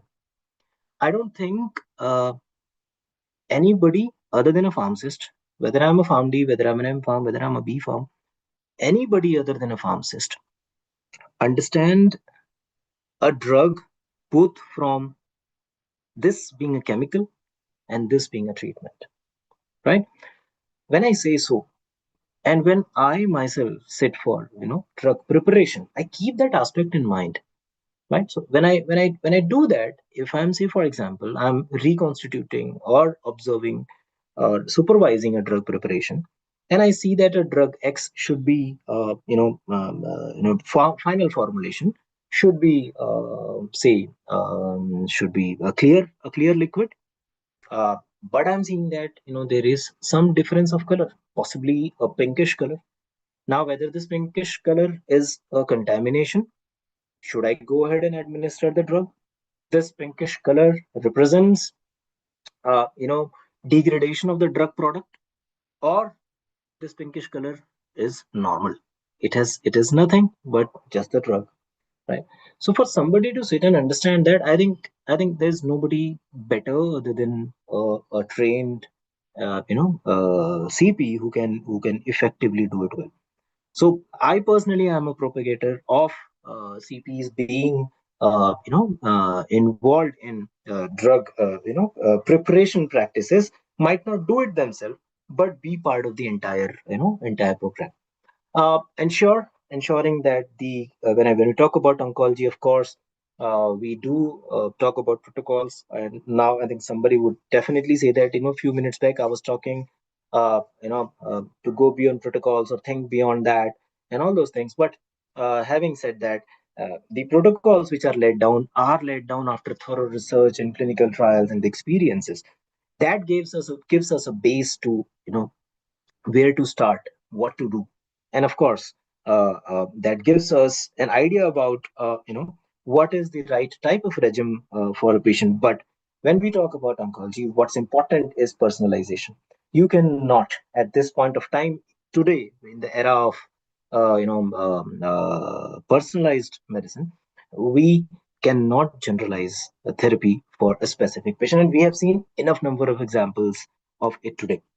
Every week, couple of times in a week, we see about 50 odd patients who are otherwise possibly, if they were treated normally, possibly wouldn't have responded as well as we were able to bring that change in their in their lives after thoroughly researching about their genetic makeup, looking at their genomic signatures that the tumor is, or the cancer is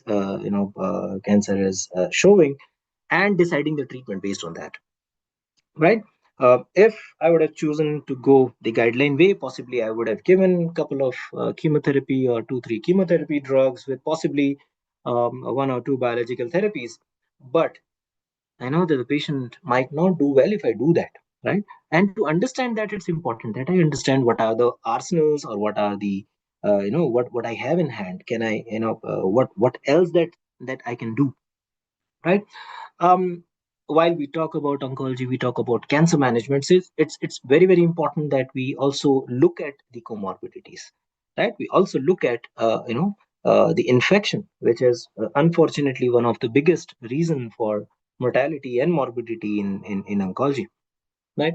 Uh, we we we essentially should look at all possible comorbidities that can those pre-exist, or also those are induced by the treatment, or possibly by the disease itself, right? It's important that we understand that aspect of impact of disease on an individual's overall health. So if you have a patient who possibly is on drug which can cause hyperglycemia, you should also understand and do your preparation to ensure that you know what would be your next step, right? So to give you a very small example, right, there are these drugs called CDK4 bar 6 inhibitors, right, abemaciclib, etc., etc. Those colleagues of mine who are interning in oncology or who are practicing oncology must be knowing it. So these CDK4 6 inhibitors, or this PIK3 inhibitors specifically, if I talk about abemaciclib, I'm sorry, the PIK3 inhibitors, right? What happens with these drugs is these drugs are known to cause hyperglycemia. So you have to prepare yourself, you have to prepare your patient that at some point of time you may face this discomfort. And as part of the treating team, see, when in good oncology centers, I'm sure a lot of not just a lot, in fact everybody today, everybody has essentially has a CP in their team, right? So if you are part of the team, it's important that we think we think in advance about how will I manage complication A, B, C, D, E, right? And it's also important, if to take that next step in understanding, is there anything else that can happen, might not be documented, remember, might not be documented, but uh, you have to understand the drug's kinetics. You have to ensure that you put effort in understanding the drug dynamics. You have to put effort in understanding the molecular way this drug acts. You have to put effort in understanding how possibly the disease or the cancer may respond to it. You today we have a lot of genomic markers, or the pharmacogenomic markers, that can help us in doing that. You have to think how possibly the disease may acquire resistance against the treatment. We all understand that one of the reasons that the therapy fails in cancer, or we lose battle in cancer, is because the disease or the cancer itself drives a way to become resistant to the disease, resistant to the drugs. I'm sorry. As a dedicated oncology clinical pharmacist, it is important for us to understand those mechanisms. It is important for us to understand, how a cell functions. It is important for us to understand, if I have to, have to be very technical, it is important for us to understand the upstream and the downstream signaling pathways which are responsible for development of a cell or death of a cell, right? Until and unless we don't understand that, it's extremely difficult for us to to contribute at a point when the treatment starts failing, right? When you start learning about those aspects, tomorrow when your patient possibly fails the treatment, you know what possible arsenal you have in hand. Can you say, for example, if your patient is on immunotherapy, you found that certain markers are not in line with in line with prescribing immunotherapy. But can you do something to make this tumor more responsive to immunotherapy? Answer today is yes. And this answer came from the fact, from the understanding of how the disease expresses itself, what happens inside the cell, what happens inside the microenvironment of a cancer cell or the tissue. If we understand that, we know how to possibly, at least till some point of time, to change that microenvironment and let it work in our favor, let it work in favor of the drug, right? The classical protocols may not define it, but as a expert, it is important that we understand, or we try to understand these aspects, because at some point of time we'll have to go beyond protocols. At some point of time we may exhaust options. At this point of time, when you're exhausting options, do you have anything in hand to add life to years of this patient? Is the challenge which will be in front of you every time when you are part of a multidisciplinary team treating a cancer patient. Well, in line with it, it is important that we not only understand the classical drug interactions, drug food interactions, etc., but we also understand drug disease interaction. I've given a small example over there. This is from the real life what we did. This is not picked up a pick from the from the internet, but instead this is something that the team did over here for one of the patients, and we could alter the therapy in favor of the patient over here. A very simple thing, we are talking of a couple of antibiotics. Changing one to the other have made all the difference, right? Now, what is important is evidence-based adjustments of the dose and the drug. It's not just the dose, but also the drug. Please read it as drug and dose adjustments, which are made, with a proper evidence. When I say proper evidence, not just the FDA labels or EMA labels or the literature recommended changes, but also based on your understanding of the disease and the body dynamics, right? For example, you have a patient with a single kidney, right? With renal cell carcinoma. Question which will come to you is, how much should I dose an antibiotic to my patient? Should I dose it full? Should I dose it 60%? Should I dose it 40%? Right? I have a patient with, say, for example, with certain liver abnormality. What should I do next? Which antibiotic should I choose? Which chemotherapy? If I'm choosing protocol A, is it all right to give full dose? If not, what should I do? Should I do any additional test? Is it required to do any pharmacogenomic marker? If not, what other markers should I do? What should I what should I look for? Right. So is for cardiac functioning. So is for the comorbidity, and then of course the concomitant medications, which I'm sure we all get trained through and through. One very important aspect, and is the reason that I have marked it in bold and italics, is pharmacogenomics, guys. If you are somebody who is looking forward to make to influence somebody's life and treatment decisions. Now, I'm not talking about heroics here. I'm talking about genuine effort in deciding treatment of a patient. Pharmacogenomics or personalized medicine, precision medicine is the only way ahead, right? Today, when we are looking at treatment options, especially if I'll stick to oncology. Today, when we are looking at treatment options, we are looking at bispecific, trispecific, antibody drug conjugates, where there is one antibody carrier which is taking up a drug, right? And these drugs, now this antibody has two or three, we call it payload, two or three payloads, where it is carrying one chemotherapy metabolite, second chemotherapy metabolite, third chemotherapy metabolite, and targeting three different triggers which are causing cancers at one go, right?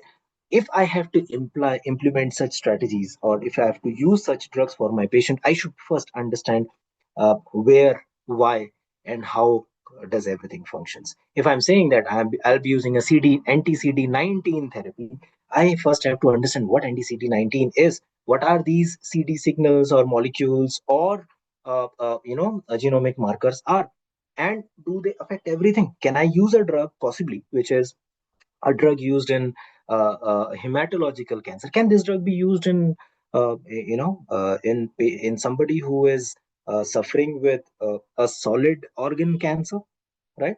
uh, a lot of times answer is yes. I'll not say every time. Of course, you have to make a very informed and evidence based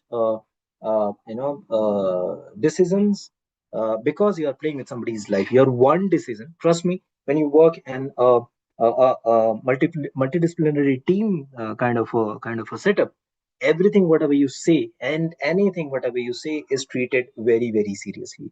As a clinical pharmacist or a pharmacologist at whatever designation domain that you're working with or would be working, people, when I say people, I mean healthcare professionals. And trust me, I'm talking from a, a fresh graduate DM healthcare professional to a very very experienced oncologist, somebody who's really big in oncology. They would be looking at you, when you are giving your opinion that yes, drug X can be given. They really think about it very seriously. They really consider it seriously, right? So this is the kind of responsibility that we all carry. We all carry on our shoulders when we are when we are talking about a treatment, when we are talking about a drug, when we are talking about a treatment strategy for our respective patients. Well, oh, I'm sorry, there's some glitch, very sorry about it. Okay. Then comes those very routine works, which are, I'm sure a lot of you and all of you would have heard about it, read about it. The medication stewardships. It's important. The reason I mentioned here, every single aspect of what is mentioned here is very very important. It's important that we look at antimicrobial use as part of the antimicrobial stewardship program, and the team very seriously. As I said in starting of the presentation, the antibiotics, I'm sorry, the misuse of antibiotics and the infections, unfortunately, are biggest, one of the largest reason for comorbidities and mortality, in cancer patients. Steroids. We use a lot of steroids in cancer therapy. We try to use steroid sparing therapy, or steroid sparing protocols, but steroids are very very widely used in cancer therapy. Be it part of the anti-emetic protocols, be it part of the treatment regimens in case of lot of hematological malignancies. Steroids are very integral part of cancer treatment today, guys. Even when somebody is receiving radiotherapy, right, to reduce edema, steroids are being utilized.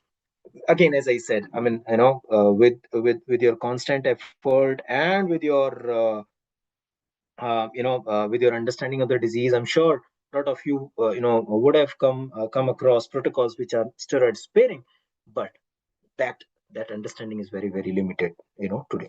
So it's important that we do a very close monitoring of steroid use in our respective hospitals, and that responsibility lies on us, right? Next important aspect are opioids, right? Opioids, again, as I said, I mean, as we understand, are very widely used in cancer pain management, are part of surgeries, right? Whenever we are doing anesthesia inductions, a lot of time opioids are used.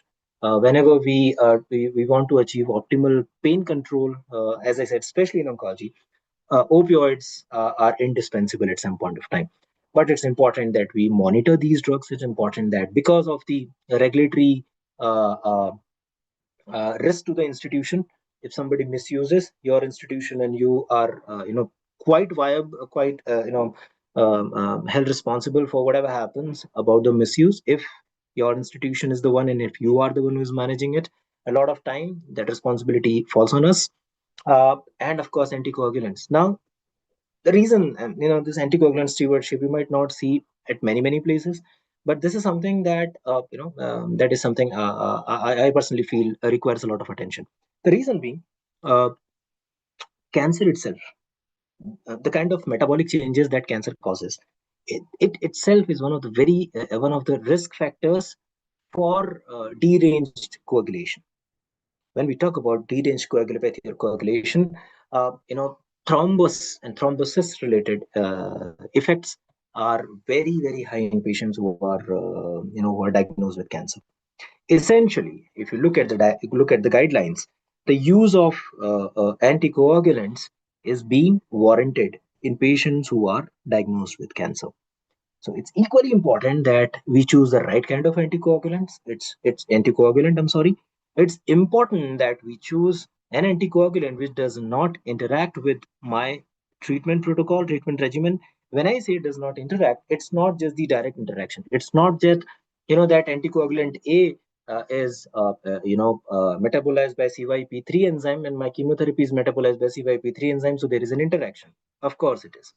But you also will have to look at the uh, you know the possible toxicities that your patient may undergo when they are on a specific chemotherapy protocol. Say a patient can have liver toxicity when they are on a specific chemotherapy protocol, and the anticoagulant that you are using also has the same, possibly, right? Or its effect may get augmented in case of liver injury. So you have to be very, very cautious and ensure that your treating team is aware of the fact that uh, a specific abnormality in the liver can cause a deranged clotting parameters that can affect the overall impact or effect of your coagulant or anticoagulant. I'm sorry, effect of the anticoagulant. So it's important that we not just read through what is written, but we also understand what is written in between the lines. It's very, very important for when you are there as a as a drug expert. Also, when we talk about stewardship, when we talk about all these aspects, there are a lot of avenues to look at new treatment regimes. There are a lot of avenues to look at uh, you know how we can repurpose certain drugs, etc., etc. Another very, very important role that we all play, I'm sure you all are aware of this, but it's very, very indispensable, I would say, when somebody is practicing oncology, especially a clinical pharmacist or a pharmacologist. When you are in oncology, it's extremely important that we pay utmost attention to medication safety, right? uh, because of the fact that the drugs that we use, not just the chemotherapy, but the biological therapy, the other targeted therapies that we use, carry a very, very significant risk of harm if they are misutilized even a fraction here and there, right? So proper protocols and ideas to identify medication error, to rectify medication error, to report medication error, to do proper root cause analysis, and ensure that the respective corrective and preventive strategies are implemented in the hospital are your responsibility. From the regulatory point of view, NABH in the recent sixth edition mandates having a medication safety officer, which essentially in large hospitals and majority of the hospitals are senior clinical pharmacists, right? So this is the kind of responsibility that you carry. And as I said, I mean, the kind of risk that we have with drugs those are used for cancer, uh, it's it's crazy, to be least, right? To give you a small example, we all would have heard of methotrexate, right? Methotrexate at various dosages is used in treatment of lot of cancers. We use methotrexate to treat blood and blood related cancers. We use methotrexate to treat lot of solid organ cancers, right? Now, this drug, when we use in high dosages, uh, we have to follow a specific way when we give it to the patient. The patient's pH should be neutral or basic. You know, we have to ensure that the other vital organ functioning is appropriate at the baseline when we start it. Patient doesn't have any baseline infection. Liver is functioning appropriately. There is no baseline mucositis or risk of mucositis. Cardiac health is all right. Kidney health is all right, and patient is appropriately hydrated. Very, very important. These are very small things. Checking the pH, somebody misses, your patient is at very high risk of harm, in fact death. We have seen it, and we have read it, we have spoken about it multiple times, right? Very simple thing, hydration. If a patient is not hydrated appropriately, and a lot of cancer drugs, it's not just methotrexate, not hydrated appropriately, which is essentially part of your entire treatment protocol, right? Treatment protocol does not necessarily includes your drug ABC and your pre-medication XYZ. It includes preparing your patient before and ensuring a patient after the administration of the drug is is safe. We have implemented enough strategies to ensure that the patient is safe pre, and post the treatment cycle has been administered. As we all understand, the treatment of cancer is not just one sitting treatment, right? It goes on for years and years and years. Sometimes it's lifelong, right?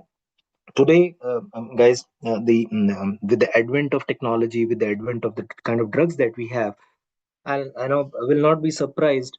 Even a lot of cancers today are such that those can be managed like we manage, hypertension, we manage diabetes, we manage other lifestyle disorders, right? So it's important that we not just look at the therapy, but we also prepare our patient before, during, and after the therapy as well, right? So every small little detail matters a lot, right?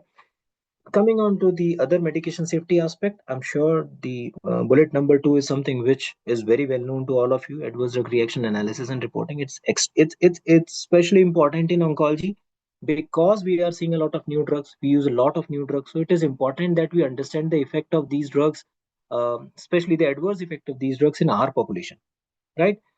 Please remember, drugs are approved in clinical trials where we have very limited exposure to very limited type of population. The way an African individual responds to a way a Caucasian individual responds to a way a Asian individual responds to a way a South Asian or somebody who's in Indian subcontinent responds is very very different. We have different genetic makeup. The difference might not be very huge, but whatever little it is, it has a very very high impact on the way we respond to medications, on the way we respond to food, right? So it's very important that we look at every single adverse event seriously, whether whichever grade, it doesn't matter. It's important that we report. It's important that we create that environment in the hospital of reporting adverse events. You have to teach your nurse, you have to teach your junior doctors, to encourage them to report, and you have to be available for, to hear them out when a nurse of your calls you, that a patient has is suffering with ABC. You have to be available either over a call or in person, preferably, to go and see that patient to understand what's exactly happening. It's not just about reviewing the chart and giving the dictum. It's about being there, understanding what's happening to an individual, right? And keeping a database or a record of it, and to continuously every month or every quarter, do an analysis of what's happening in your patient population, your subset of patients. It's also important, if you're somebody, if you have the bandwidth, or if your institution has the functionality or the machines to do genomics and such advanced diagnostic workup. It's important, very very important, to look at those. You can pick up those, academically we can pick those patients, do genomic analysis on those patients, and see if there is any of these adverse events have any have such pharmacogenomic links, right? Might not be documented, trust me, might not be documented, but when you start looking at the common commonalities, I would rather say the commonalities in the pharmacogenomic markers amongst the patient, you'll be surprised to see that possibly you might end up finding one, right? And at the end of the day, who's benefiting? Your patient is benefiting. If I say that a lot of my patients have, say, ABCB1 abnormality, or ABCB1 is expressed, or there is a mutation in ABCB1, I know that this patient is at a very high risk of developing resistance, because ABCB1 is one of the transporter gene which throws the medication out of the cell, right? Which means that however I am giving taxane to my patient, I may be giving docetaxel or paclitaxel to my patient, but if it is an ABCB1 mutated or overexpressed tumor, very likely that my patient may not respond that well to the treatment as it is documented, right? So it is important that we look at every single minute detail, with utmost urgency, with utmost care. Next important aspect in terms of medication safety is to design and implement safe drug use policies. We use a lot of concentrated electrolytes. There are a lot of drugs which are highly corrosive. Biologicals that we use, today require special attention.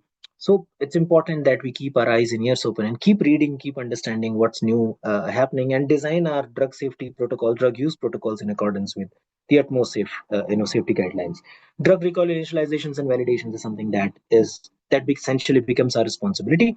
We discussed about it. Whenever we see any physicochemical changes which are unusual, we see advent of adverse events in our population more than the literature or more than otherwise a routine use of the drug in our hospital. If you are in a chain of hospital in other hospital of yours, or possibly wherever your friends are working, so it's essential that we do we do recalls and we understand recalls as well. uh, High risk medication monitoring. So whatever I said about, gave an example of methotrexate, that's essentially what is high risk medication monitoring is, right? So it's important that we look at that aspect. Chemotherapy drug reconstitution, I spoke about it. Patient education and counseling is important today. With the advent of therapy, patients, however, have very easy access to the information. People can read what a drug is, what a drug can do, but a lot of time this information is misinterpreted. A lot of time this interpretation is half understood by people, and we all know half baked information, half understood information is even dangerous than not knowing something, right? So it's very important that we come forward, being drug expert, uh, you know teach our patients what all they should expect when they are on treatment, right? Uh, to ensure that the patient and the patient caregivers understand when to approach hospital, what are the adverse effects which are part of the therapy, and to ensure that they're not scared out of this. See, many times what happens, when you explain adverse event to a patient, that you may have neutropenia, there might be infections, you may have hair fall, you may have mucositis, stomatitis, A, B, C, D, E, neuropathy, nephropathy. Patient will get scared. People will get scared. So it's important, while we inform or counsel them about how the therapy is given, what are the risks that are associated with this therapy, we teach them what to do in what circumstances, how to bring it down. Say, for example, if the patient is having intolerance to food because of odor, smell, of lack of appetite, we all understand that the nutrition for the patient is important. You have to make an effort to make sure that this patient understand that that having small meals is beneficial for them. You have to make sure that and of course, in this effort, you take help of your clinical nutritionist, who design a proper treatment plan for your patient. And it's very very important that we do this, do the counseling activity as a multidisciplinary approach. It's very important that a psycho-oncologist is part of the entire effort to ensure that the psychosocial aspect of the disease and the care is taken care, while you are explaining technically about what this drug can do, what can happen. And it should be spelled in a manner that the patient understand it, at the same time doesn't get too scared of it, so that they decide not to take the treatment. It happens on the ground. When you sit and explain treatment to the patient, they refuse to take the treatment, right? So it's important that we become part of the entire counseling team, and ensure that you are available for the patient to answer to give answer to their queries, questions, concerns. Things might be very very small, appear something which we presume being understood by everybody, but on the ground it doesn't happen, right? So we have to approach our patient families with a intent that I have to tell everything in a manner that they understand it, but they don't get scared out of it. Right? Another important aspect of drug information services, as I said, therapy is changing every single day. Our understanding of cancer is changing with every passing day. We identify new pathways. We identify new ways that a drug, acts a cancer, a cancer cell, adapts to the treatment and become resistant to the treatment. So it's important. People will approach you. They will approach you that I'm giving immunotherapy to a patient. Can I add biological therapy? And if I have to add biological therapy, which biological therapy should I add? Right. So you essentially will become point of contact for people, for healthcare professionals. Your nurse may ring up and say that the doctor has asked me to give the drug A, How should I give it? How should I prepare the drug? Should I directly push the diluent? If yes, which diluent? Can I directly push saline? Can I push dextrose? Can I push other available diluents? So it's very very important that we know all this, right? Because you'll be point of contact for all this. So drug use policy designing, review, and implementation. I think we all understand it. And two very important aspects which essentially are part of care that we give to the patient, right? Essentially, our academics and research. Uh, being an oncology healthcare professional, it's very very important that our academic orientation, we do not lose our academic orientation at any point of time. Trust me, guys, we are learner throughout the life, and none of us understand the disease and can call us expert. None of us, be it whoever, because the way this disease presents itself, the way the cancer changes its response, that's something that will surprise you with every now and then. So it's very important that we remain academic.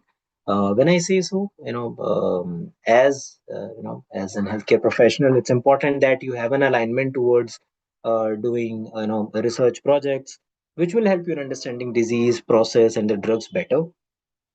Incline yourself towards writing papers, write case reports, write case studies, write concept notes, right? If you have understood the disease, if you have understood the therapy, put yourself in writing concept notes. You never know which tomorrow will become a hypothesis, and you or somebody possibly may start working on those, and it can become one of the treatment protocols at some point of time, or a diagnostic protocol at some point of time, right? So is research. If you are an oncology CP and you really want to excel in subject and the profession, it's important that you engage yourself in research. Spend some time, spare some time for research, and ensure that you put your utmost effort in encouraging your own self and your peers, your juniors, your colleagues to do research. Right? That's the only way to excel in areas like oncology. Other things do come up. If you are somebody who's interested, uh, you possibly will go into clinical trials monitoring in hospitals or possibly in clinical trial companies. Ethics committee functioning and documentation review possibly will come to you. Ethics committee monitoring, including review of the clinical trial agreements, because you are the one who understand therapy, you understand what regulations are. You'll be the point of contact in many hospitals about this. The licensing and mandatory documentation, pharmacy licensing, and many other licensing procedures about the drug use. You possibly will be the point of contact. And of course, pharmacy and therapeutics committee conduct and ensuring that it is at a very good health is another very important responsibility, because it is this pharmacy and therapeutics committee where you gather all your clinicians and discuss about drug use and safe drug use and the problems in and around that in the hospital. Clinical audit review and conduct is again important, because especially in oncology, as I said, I mean, the therapy is changing, understanding of therapy is changing, treatment are changing. So clinical audit essentially is to measure our performance I'm sorry, our performance against a specified protocol. It can be international protocol, it can be a national protocol, it can be your own institutional protocol. Now that this protocol most of the time essentially includes drugs, you possibly will be point of contact in conducting those clinical audits. One very important aspect, which I'm sorry I couldn't mention in this particular slide, is being part of multidisciplinary team. Right, today, guys, decisions in oncology are not one man decision. It's not just the medical oncologist who sit and decide. It's not just the surgeon who sit and decide. It's not just the radiation oncologist who sit and decide. It's always teamwork, right? Your pathologist, your molecular genomics expert, you yourself or we ourselves, a medical oncologist, a radiation oncologist, a surgical oncologist, an endocrinologist, a gastroenterologist, an infectious disease physician or professional, everybody come together, discuss a patient, and take a decision. It's like this. This is how cancer treatments are practiced today in many institutions. Leave apart small institutions or clinics, but if you go to a larger institution, you will essentially see a multidisciplinary team who is deciding for the patient, not one clinician who is deciding for the patient. So thank you so much, everyone. Thank you so much for your time. Thank you so much for your patience. I'll be more than happy to take questions at any point of time. If you want to connect with me, these are my coordinates. Please feel free. If I am not able to answer immediately over your calls, I'll try to respond back as soon as possible. I'll try to respond on the WhatsApp as well. You can feel free to text me. You can feel free to call me. Feel free to write to me in case if you have any questions. I'll be more than happy to take suggestions if you have any. Thank you so much. Thanks a lot, Dr. Ajit and the entire team, for remembering and inviting me here. I leave the stage open for discussion now.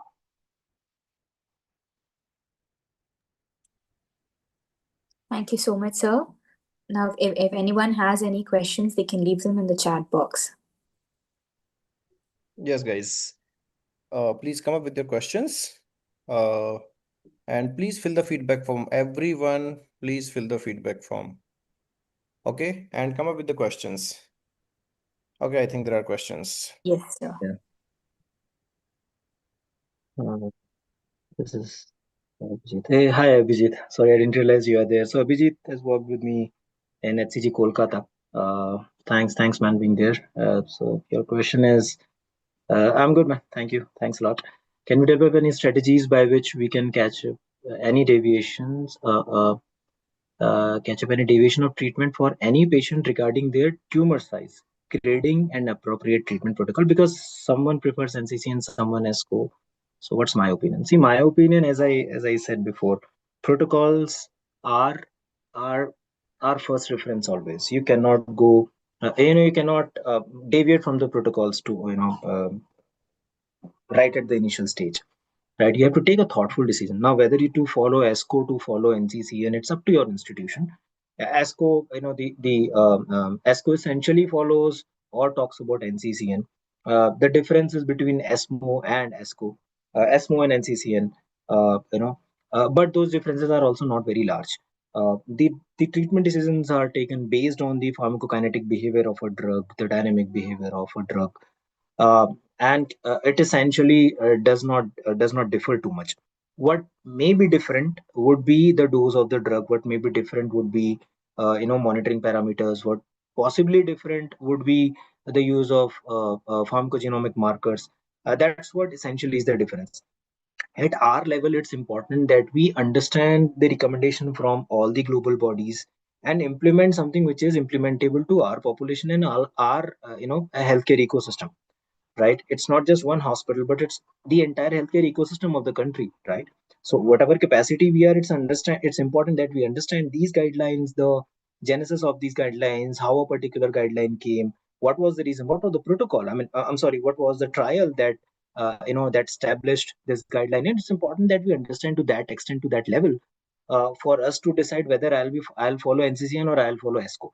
You may follow NCCN, but you will have certain dosages which you might not be using. So, for example, if NCCN says to use capecitabine at 1,000 milligram or 1,200 milligrams per day, we understand that Indian population doesn't most of people, I'll not say everybody, most of people may have adverse effects beyond 850 milligram per meter square, while the efficacy is same, which is quite well proven. I'm giving an example, not necessarily that we have to practice it this way. You have to take the decision based on your individual patient. This is what we do, right?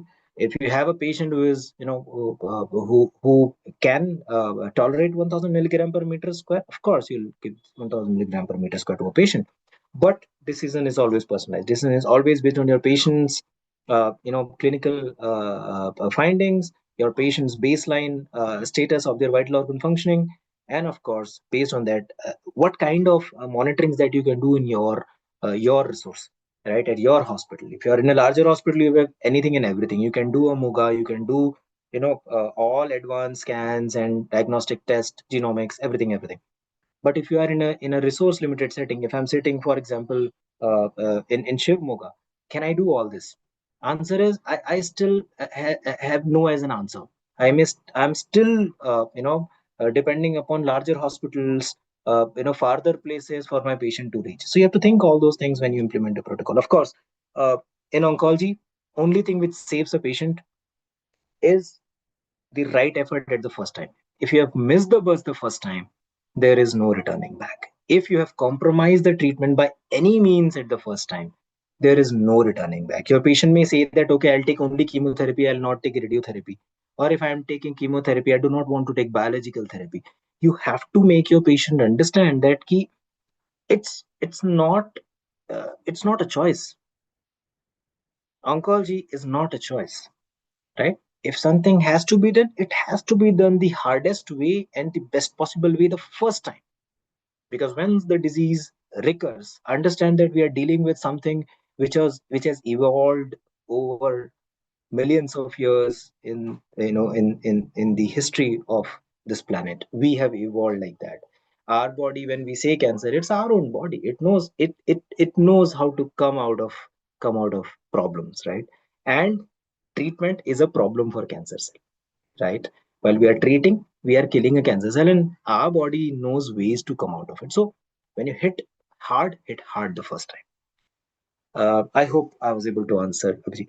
Abhijit, and sir, to add on to you, like as you have told about capecitabine example, Abhijit, another thing is some people will not be able to tolerate even 850 mg per meter square. So sometimes physicians choose an alternative like Tegafur as an option, alternate to capecitabine if there is hand-foot syndrome.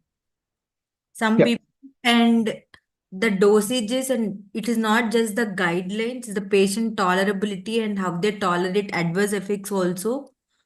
The dosages are also altered, and also, the drug changes are made.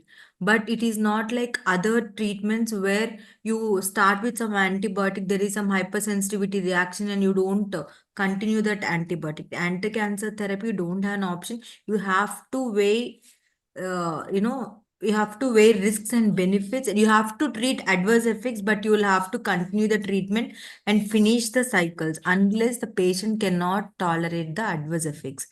So throughout the cycle, your role is very important, but the choice of decision on taking what drugs to use to the patients, it depends on so many things, because the financial status is also very important, the treatment protocols, the clinical trials, and even they see, like when you go to NCCN or something, you see category 1, category 2, category, it's all based on evidence, how the treatment options are given in cancer.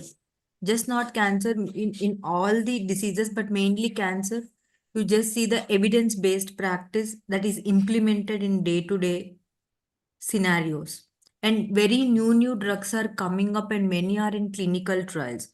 If some patients are eligible, it's better to enroll them in clinical trials to get the best possible treatments.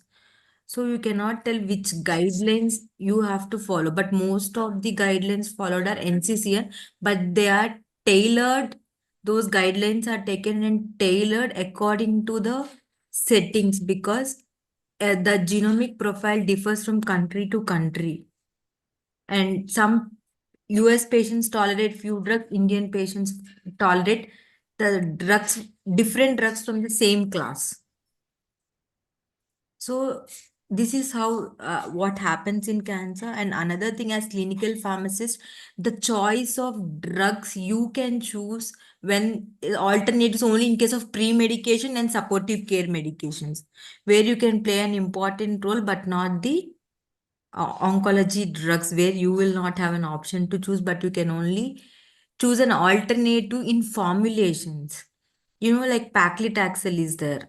So you have a normal one and you have aqualip formulation to reduce side effects. There you can, you know, include your role to play an important role. If patient is affordable, you can change the formulation to reduce the adverse effects.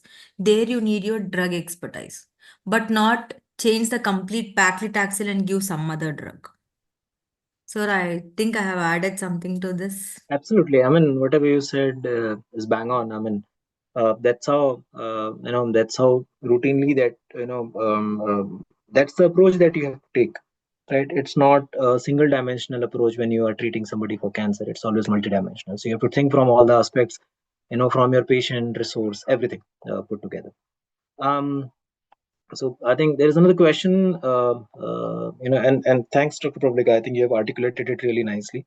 Uh, the question says, as a family student interested in oncology, what are the next steps that I should take, such as internships, free courses, or training programs, etc.?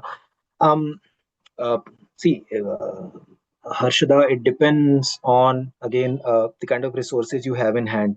Uh, if you are, I mean, I don't know from which institution you are. A lot of few institutions, I don't say every institution, but few institutions do have dedicated cancer centers or units within themselves. It's important that if you are interested in this specialty, it's important that you spend time over there, right? The only way to to know the subject is to spend time with your patients, is to spend time reading about the subject. More time you spend, you don't have to look at the clock. That's what I request everybody. I try to practice that myself. Imagine and think about it. If you have a friend who is an oncologist, a trainee, or a friend who is a critical care trainee or emergency medicine trainee, uh, uh, what do you see? You see them being available for your patient every single time. Doesn't matter. I mean, I don't think any of our colleagues, how much ever pressure they are in, at any point of time, they say that, oh God, this is 6 o'clock, I'm leaving. This is 3 o'clock, I'm leaving. I'm starting at 8 in the morning. Should I go by 4 in the evening? I don't think anybody practices like that. Anybody, right? Whoever is dedicated to their patient, and at the same time, I'm not trying to propagate not to have work-life balance. It's very important. It's important that we are at a proper state of mental health to take a right decision for our patients, right? But my request for first 5 years of your career is to avoid looking at clock, avoid looking at your watch. And if you have a situation in front of you, please go face it. Read about it. When I say situation, a clinical situation, of course, a clinical question in front of you, try to answer it. Try to have more questions. And why is it something happening? Why not is I'm able to find an answer, right? It can be drug, it can be disease, any of those. Coming on to very specific aspects, are there internships? Yes, there are internship programs available in many cancer centers, including HCG, and all our friends, whoever are practicing oncology, JSS, HCG, Sri Shankara, I think Esther, Manipal, when I talk about in and around Bangalore and Karnataka, and of course outside as well, Rajiv Gandhi Institute, Delhi, a lot of institutions in every state who offer internship program based on your a place of residence and your training centers or your college. You can choose one. Now, whether it is free or paid, it's completely depending upon the institution. Some institution charge fees, some institution do not. If the kind of trainings that you want to undergo, look at the patient load, and the team that is available over there, more than whether or not you have to pay money. Trust me, 1,000, 2,000, 3,000 rupees, whatever you are paying today per month, right? This is worth when you look back after a year or two. This investment of your time and money is worth, trust me, is really, really worth. If you get it for free, nothing like it. But if you do not and you have the capacity to pay, right, by cutting down some of your expenses, don't party for a day. It's okay, right? Avoid one or two parties. I think that's absolutely fine. But if you invest that money over there, I mean, I'm sure it will give you dividends in future, like nothing that you have ever thought of, right? So yes, there are internship programs, there are courses available, both free and paid. There are training programs, as I said, a lot of our hospitals, I think Dr. Ajit is also hosting a lot of training programs. You can get benefited. A lot of our other friends are also have also organized, do organize in their capacity, their the training programs on various subjects, including oncology. Uh, uh, Again, wherever you are, based on your suitability of time, and of course, please do thorough research before you opt for it, and then take up those programs. But yes, they are available both in India and abroad. Um, Sir, to add on, I will just tell them. Training yes. programs, guys, how you are asking, it will not give you 100% things, but it will teach you the process.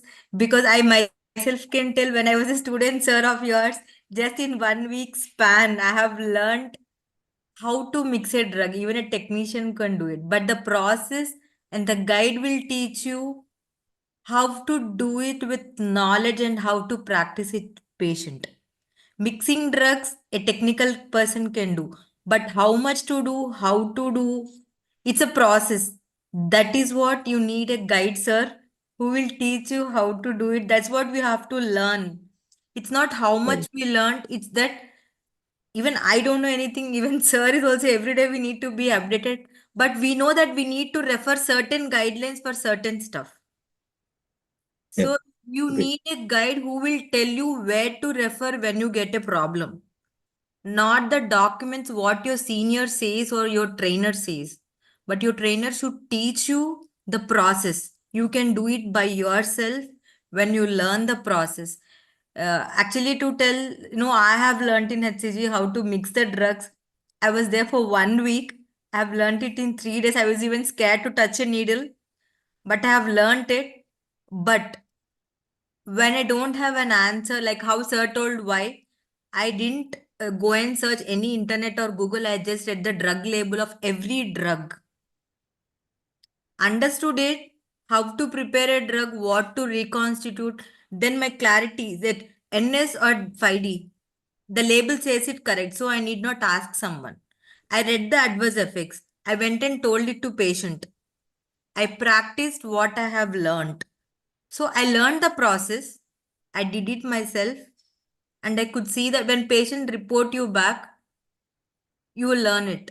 So any training programs that you will have a good guide to train you and teach the process, you can achieve your goals, but you will have to put efforts in that. It's not where you are learning, but it's how you are learning. It's through personal experience. I'm speaking these words, but it's not very easy to practice in oncology unless you have interest, dedication, because you cannot, like how sir told, forget clock. It's true. We stay till 11 o'clock, 12 o'clock in the hospital. When you get a new drug to administer, to watch how patient is reacting to it, your curiosity, you will learn how to administer drugs. There lies your expertise as a clinical pharmacist. How do you differ from a normal person who works for salary? And this is how you grow and learn. And whatever you learn, if you people start sharing it, this is how people learn. That is like with time and knowledge. That's what it teaches you experience. And I think now sir has learned even, pharmacy, drug distribution, all this stuff which we are not exposed to. Some are in clinicals. So with the time you learn the process, if you learn, you will have so much of knowledge. So never think you are restricted only in with the biosafety cabinets in oncology department. There are many, many things to explore: bone marrow transplants, hematology, CAR T cell therapies. A clinical pharmacist can be part of anything in oncology when you have patience and you have that attitude of learning. You people will do it. And actually, to tell, there are so many, things in online that you can learn, but you need a person who will guide you where to start and how to learn. That is what is important, but everything is available on Google. A guide is just to guide you how to go through that process. In a setting like India, you will have to practice, and there are a lot many opportunities coming up because healthcare setting needs so many hands to work in oncology. Just physicians cannot lead this space. Sir, I think Agree. the Agree, time Dr. we Tulika. agree, we don't even have an outline where to go, how to go about.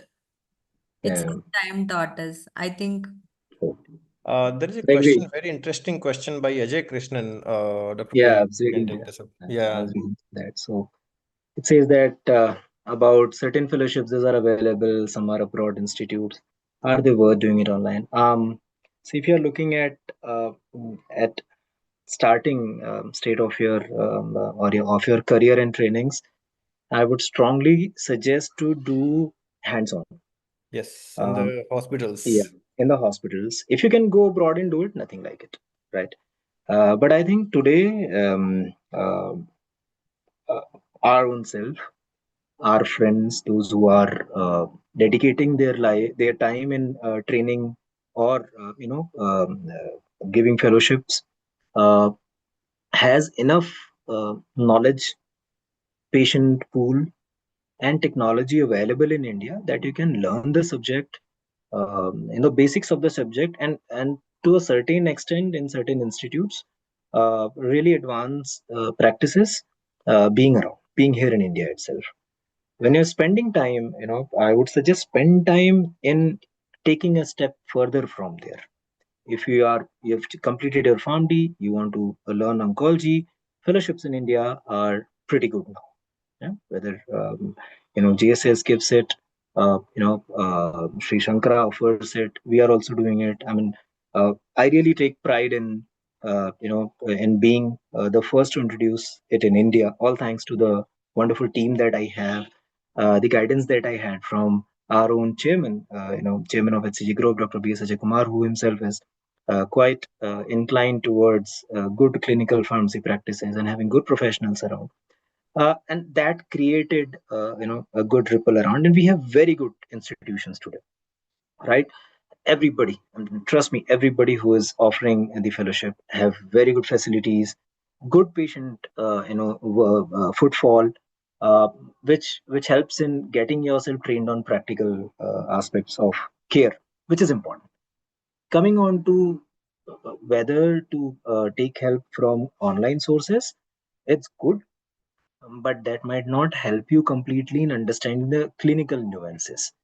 You may be able to know what happens when, but trust me, it's very different when it happens.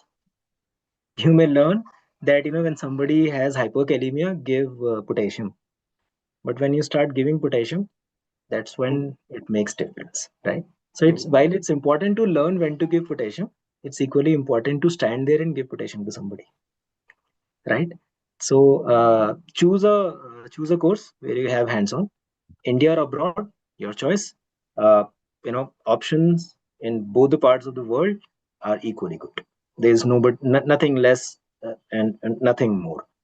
If you want to really specialize, you can think of doing it further at any point of time. Absolutely. And I want to add to this, guys. Then, when you want to learn theory, there are certain courses. Even we provide 3 months, 6 months courses, 4 months courses, some weeks courses, where you want to just learn the theory. Okay. We get the experts, you learn the theory. But when it comes to specific, destinations like fellowships or residency, you must need the practicals. You must need the hands-on training. Okay. So in that involve anywhere, wherever you get the hospitals, you get the patient pool, you get the right person to teach, and you get the full-fledged practicals. Okay. I totally agree with you, Rajit. I mean, you yourself have done your PhD in cardiology. I mean, I'm Cardiology. Yes, sure there's nobody, and here in this forum is better who can give the essence of what's the difference, difference in just reading and difference in being absolutely. part of the entire process. Absolutely, absolutely. See, I mean, that's very important when you are in the wards, when you are looking into the patient file, when you are looking at the patient, when you understand the whole process, then only you get to know, like, okay, how typical, how tough, and how realistic it is. You Yeah, know, yeah. It's theory, not just about reading a book and interpret. It's yes, definitely not that. absolutely. So Yes, please engage yourself in more hands-on, more practical things. absolutely. It's always good to read theory. Please read. Yeah. I'm sure either Dr. Ajit or myself or Dr. Publica, whatever she said, Yes, we are not discouraging you from taking up theory courses. absolutely It not. is Yes, extremely important. But if you are somebody looking forward to practice the profession, to grow more into the profession, it's important that you put yourself into it while yeah, you read about. absolutely. So I think there's one more question from Ishwar, which says most Indian Guys, one more hospitals. last question after this because it's past 9:30. 9:30. Okay. One more question. And I just saw the feedback form. You guys are keeping a lot of questions in the feedback form, but you're not asking here. That's another problem. Okay. You have to ask the real time, questions and discuss with the fellows here and I discuss with the, speakers here, right? And you can speak also. Now you have access to speak also. Okay. Should Dr. it? Ajit, to tell if you guys, even after this, if you have doubts, please post all your questions in the group, and or even you can keep posting in the chat box even tomorrow and throughout the week, and I will be answering through the chat so that. Oh, definitely. And we are getting a lot of interesting questions in the feedback forms And don't that I'll be worry, sharing with the people. Yeah, I'll with be all your sharing with our resource questions, persons. at the Yes. end of the 5 days, we'll have a good panel discussion. Even if all your questions will be answered, at least in a poster in a LinkedIn, at least there you can check it out with all your questions answered by the end of this conclave. None Yeah. of your questions will be unanswered. Like how, and another thing to add on, you people were asking how online internships will help and courses will help. See, online courses, with an example I'll tell you, it will help you to tell you, you can use a Mostellel formula to calculate a dosage for a patient, but on hands training in the hospital will tell you whether that dose is fit for the patient or not. If you have to do a dosage modification based on liver function status or organ function status of a patient, patient counseling points on web will tell you what to counsel a patient, but in the ward, when you do, what to filter from that content will help you. That's how you learn. Online training will give you knowledge. Practical training in hospital will help you to practice with the patient, because the same set of instructions varies for every patient with the same regimen. So this is how it will make a difference. Means with small example. And for your questions to be answered, please send all the questions to Dr. Ajit, and Dr. Ajit, please send all the questions so that none of them will be left unanswered from all the speakers. Okay, I think there are two questions. I'll quickly touch upon that. One is about most hospitals. This from Ishwar says that most hospitals still lack dedicated oncology pharmacists. What immediate changes do we believe are feasible for us to grow in this? Uh, it lies in our hand.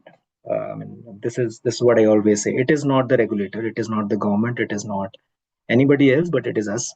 If I, as a as a healthcare professional, practice my profession, with utmost dedication, uh, and I'm true to what I'm doing when I say so. If my interventions are evidence based, if my interventions are making positive change in the practice, uh, you do not have to wait for anything else. The kind of changes that we are seeing today in Indian healthcare ecosystem, where a lot of our colleagues are doing wonderful work as a CP, especially and also in oncology as well. It's purely based on the kind of work they have done, the kind of change they were able to make in patients life, or in their in their hospital practice. So people do recognize that, right? So the only thing I believe, I try to practice, I try to request my colleague, my peers, and wherever I'm speaking or talking to people, is to, let's start from our own self. Let us sit and introspect what I did today, whether it is right, wrong, how much was my effort, was my effort 100%? If my effort was 100%, I'm sure I'll make the difference. And one last thing about it is, when you are part of an hospital ecosystem, make sure that your presence is felt. You're not part of healthcare ecosystem, a hospital ecosystem, just to do some audits, but your clinical skills, your drug knowledge should make positive difference, and that's what will change and is changing the entire ecosystem. I think one last question that was, and it's about sorry, I lost it somewhere. Yeah. um, Interested in experimental oncology. So if you are interested, somebody who's interested in translational research and translational oncology, we call it translational research in oncology. Yes, there are a lot of biotech labs who do accept PharmD graduates as part of the training. Point is how interested you are, how interesting is your proposal. So if it is such, you are very widely accepted. A lot of my own students and my own colleagues who have worked in our labs, our pathology lab, I'm talking about histopathology tissue lab, in my genomics lab, have learned the art, and now are practicing abroad, and I know, and have gained further experiences and are working in good reputed institutions. So definitely you can do it. And I think the next question is answered by Dr. Prablika. Uh, so I think with this we, uh, uh, yeah, with this we come to an end. Saida says, are there any books? Which I think Prablika has answered. So, So guys, thank we'll end this here. Fatima, over to you. Yes, sir. Thank you so much, Dr. Priyank, for those insightful perspectives. Your session wonderfully highlighted how clinical pharmacists elevate the quality, safety, and coordination in oncology care. As we wrap up day one of the Oncology Pharmacy Conclave 2025, I extend heartfelt thanks to our esteemed speakers, Dr. Priyank Tripathi and Dr. Pravalika Utukuru, for sharing their knowledge and expertise with us. A big thank you to all the participants for your engagement, enthusiasm, and commitment to learning. Today has set a strong foundation for the days ahead. Tomorrow, on the 9th of December, we look forward to having you all back at 7 p.m. sharp. Until then, stay inspired, stay curious, and keep advancing the science and soul of oncology practice. Good night, and thank you all for being with us today. Thank you, Thank you, sir. Fatima. Thank you, Dr. Priyank. Thank you, Dr. Pravalika. Thank you, everyone, for joining. See you tomorrow.